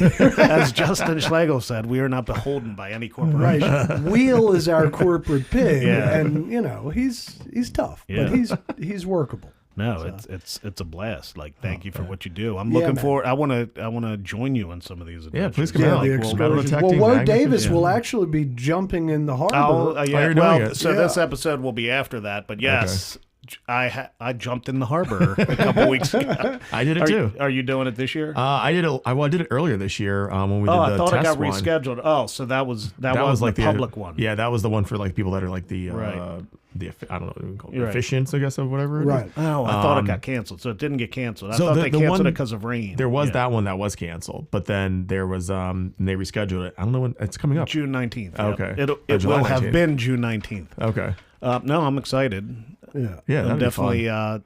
The water feels really doing good. it for the Some really love good of shit. Sanity Lounge. So Yeah, tell man. me, because I don't know. I mean, I'm sure it's, well, probably not common. Why, if it rains within 48 hours, is it dangerous? So- or more dangerous? Most metropolitan areas still have sewer connections that are illegal that dump into like the outfall sewers and drainage tunnels that are around the cities. So here in Baltimore, when that happens, that water is basically pumped out of like the Jones Falls and all the other different conduits that we have that dump into the harbor. So all those illegal connections that are just down there, forgotten ones, just spill sewage out there. So that the bacteria level raises, and then you have to wait. I think it's about like 48 to 72 hours afterwards for the levels to go back down. Just because the water's churning and all Yeah, that. because you've got shit's- all that stuff just right. sitting in there. And the problem is, I mean, we haven't had a dry day in fuck knows how long now. I feel like it's been just nothing. I mean, we had the thunder earlier. Right. Like, you know, it's. I mean, it might be raining right now. It probably is. Yeah. Are you going to First Thursday? It is raining. Are you going to First Thursday tomorrow? Yeah, I'll be there. We're supposed to. It's supposed to not rain. Maybe some scattered Knock on wood. thunderstorms, but it's southern because WTMD brings in the news people the day before and the day of to let you know. Yeah, I'll be there tomorrow Awesome. for sure. Yeah. And so I look No, that's forward going to be great. It's an all Baltimore lineup, which will have already happened. Ayas. So the opener, Ayas, has been a guest on the show. Wow. Landis Expandus is second. And we're going to get him. And then, are you familiar with Dan Deacon? Yeah. He's So a you've big been follower to of a mine, yeah. Dan? Have you been to a Dan Deacon No, I've show? never been to one of his shows, but I know him and I chat all the time on Instagram. Dude, all 3,000 or however many people are there are all going to be doing something insane. Like we went to the B&O party, the WTMD, it was maybe their 20th anniversary. It was a couple years ago. They had a party at the B&O. Dan Deacon headlined it. And people are going to end up being like, you're going to turn around and people are going to be on one side and the other side, and they're going to be doing things like just doing things. We made a not train. a wall of death, like something different. No, just right, like, not moshing. he'll make you dance. He'll make you dance. Like people are jumping and dancing. It's wild. And then at B&O, we made it so one person just started, 2 people started this. Walk through, just keep making a chain. I have a whole video, like, because I don't know, hundreds, and I'm just going through like this train, and then it's while he's playing his music, which is electronic and wild. Right. Like it's not your typical like. It's fast. He's a fascinating musician in person, like, and what he does with a crowd. I can't wait for you. Because you're probably going to be there. You might not be there for him though. Or how late is it? It goes till 10, so he'll be on at like 9. The thing is, financially, Right. I don't know if I can. But there's nothing to. I know you're fine. We'll see. I'm not dead in the water, but we'll see. Right. Well, let me know though, because. Well, I'll know by tomorrow. Yeah, I don't know. You gotta let me know because of we got our. So what I'll segue. Oh, right, because you don't want to give the ticket. Well, so we are the calendar sponsors of WTMD's event calendar. So we have our website, what'shappeningbaltimore.com, where we post all the events happening. It's mainly music. It's building. It's been around, but WTMD directs all their listeners to our website, not even their own. Wow. Which is awesome and huge. So I've been listening to TMD for 22 years. Like my wife we met over TMD. Back in the day, I had the little pieces of paper with dates and times written on them before iPhones and shit. And she got into my car and she's like, "Is this guy like fucking serial killer? Right. Are these I've told this story before, but it's my favorite story." And she's like, "Are these places I've been?" And I'm like, "They're actually songs." So back before I could just Shazam something, I'd write down a time and a date so I could go home and go to TMD's website and look at the last 5 or the playlist from the day, and I'd be like, at 7:52 on this day, that's the song. Fuck yes. Wow. And that's how I discovered a lot of local music and new music and all kinds of stuff. Right. But yes, so what'shappeningbaltimore.com, if you have events that you want to get out there, we can put those on our website. Right. I'm trying to think of anything else. Is there anything you want to plug? Plug yourself. Oh man, yeah. Where can we find you? Yeah, people can find me on Instagram under Salvage Arc ARC, and then same on Facebook, but I don't really use that. And I have a YouTube channel under the same name as well. Same website. I've got the whole branding thing down. Nice. Yeah. What about the movie? What's the name of the movie? Ring of Kibo, and that's on. You can find the IMDb page right now. Yep. Nice. I don't think they have an official website yet. Right. But once it comes out, we will be having an actual premiere here in Baltimore. That's so fun. So Senator? Either the Senator or Charles, but whichever one, I can put one of those big ass spotlights out front of and like wave that thing around. Yeah. You know, these things are like $200 to rent. Senator? No, the little spotlights. Oh, really? They're so cheap, Yeah, right? that's I thought they'd be cheap. like a couple thousand. Yeah, It was like $200. I was like, That's cool. Sign me up. Yeah, So I want one of those. So but that's fun. Though. I guess one last thing, Salvage Arc. So what? Is that? Where did that come from? Oh yeah. So the term originally comes from salvage archaeology, which is a form of archaeology where people have to go into usually war zones or construction sites or places where things are being disturbed and destroyed, and you don't have a choice to do it the proper way, the old slow way. You do it fast, you get in, you get out. And I was like, hey, that's what I do. Yeah, so there right. we go. That's Nice. nice. So it was Salvage real Arc. I like it. Yeah, it was a nice, nice and easy name. That's. Have you? So, this could go on and on, but things just keep. So, do you scuba dive? No, I want to get into that. You want to get into it Yes. because I read that you were trying to plan like an expedition to go below the water and look for shit. Yeah. There's a couple specific items out there in the harbor that I'm looking for. Maybe at the Advent studio now. Soon a studio. Yeah. Have you ever scuba dived? No, I've done snorkeling and all that. I grew up in the water. I scuba dived once. Me too. And on our honeymoon without my wife. So you practice in the pool. And you do it. And you're like, okay, I got this, but this is crazy. It was when it was around the time that the bird flu broke out. This was 2009. So I'm like, fuck it, I'm going. She's like, you're insane. I'm like, it's crazy what I'm doing, but people do it all the time. Right. So we go out on the boat, and these guys are like physicians talking about the bird flu. Like, I start hearing about it. I'm like, what's going on? They're like, yeah, there's a pandemic. Like, we were starting to get a little nervous that we couldn't get back home, and it was crazy, the airport masks and everything. But then they start telling the story of, like, their friend. These guys were divers, and they start telling the story of their friend that, like, died underwater because he was, like, he was trying to lift something. Like, he was doing work, and he was trying to lift something, like, held his breath or something. Right. And they're like, so don't do that. I'm like, dude, like, is that a thing? Like, what do you mean? Like, I'm not going to be picking shit up. So we go out. We go to our spot, and we dive down about 90 feet. Wow. And I'm, like, just cruising around. Like, I can't figure out buoyancy, so I'm flapping around. Right. Like, having a good time, but, like, just, it was wild. Like, I'm underwater, 90 feet underwater. There's coral, there's fish. But since I couldn't just figure out how to, like, go around smoothly, I ran out of air quite quickly, so I had to come up. I had to, well, yes, but I had to call over the instructor, like, because there were signals, like I had to point to my thing. That meant I was running low, and it was too quickly. Right. So he came over, and I had to purge 90 feet underwater, which means I had to take his oxygen reserve tube, pull mine out underwater, blow it out, like, without dying. Right. Like, I had to do the stressful thing that people were telling me about underwater, and I nailed it, did it. Like, you purge the water out so you don't take it in. Right. And then he launched the thing up, and we went to the surface and got out, and then I sat on the boat until everybody else was done. Dude. But it was still fun, but it's, you just have to relax. Yeah. Buoyancy is hard to figure out. Like, my instincts were just telling me to swim. And that's, you just got to, like, but there was a button, like, it's air in your vest. You have to, like, get the right, so you're just floating there. And, so like, you're balanced. I'm more like swimming around, not focusing, like, I'll just take my time and breathe underwater and get my No. Right. But well, it was I learned definitely in a pool in Florida, in Tampa. You've done it? Yeah, man. When I went to Florida with Noah Hammond in 1990, and he was taking a nap or some shit. And I went to the pool, and there was a scuba diver instructor there with a couple. I can't believe you did that. I mean, either.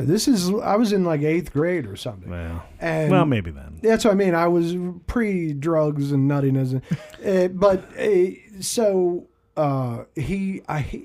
The couple left, and I was the only one there. There was no one else in the pool. And he was like, do you want to learn to scuba dive? And I'm like, well, I don't have any money or anything. He was like, well, I don't give a shit. I live right there. And listen, Tampa Bay was right there. Right. Like, it was, I could see it from where we were. Right. And so for like an hour, he taught me. I went underwater. I got water out of my goggles underwater. Like, he taught me the technique of that. He taught me the purge thingy that you're talking about and all that kind of shit. But in the pool, you can just stand up if something goes wrong. But then I went to the bay the next day. Oh, you did? I went to Tampa Bay, and I scuba dove with the dude. But it was kind of underwhelming because it's not that deep, and the Tampa Bay apparently is, like, real dark. Like, you can't see shit. No, it's probably like the harbor. Yeah. Oh, right. Yeah. So, like, I couldn't see anything. The visibility's got to be. And I couldn't go real low. Like, so it was cool. I don't know if I've ever heard, I don't know what the term is, but I don't know if I've ever heard somebody say scuba dove before. Dove. Did I invent that? I guess that's the past tense of scuba diving. Like, if not, it should be. Or I think you just always add went in front of it. Went scuba diving. I didn't go scuba dove. I went scuba dove in the 90s. I scuba dove in the 90s. Linguistically correct. I feel like that's like some type of like free basing. Or some shit, right. Like right.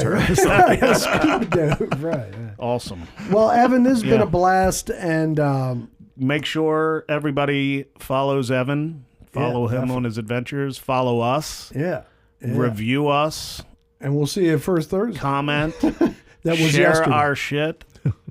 And that's it. That's all I can say. Support Baltimore. Support Baltimore. Hell yeah. Yeah, Thank you guys so much for having me. Meeting you, man. Yeah, it was good times. It was great. Stay sane, Baltimore. Right. Awesome.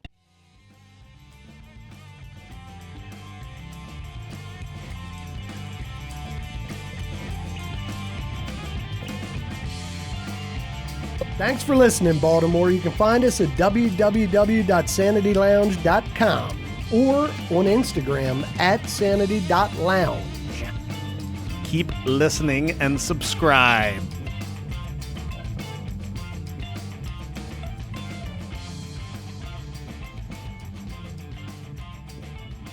Stay sane, Baltimore.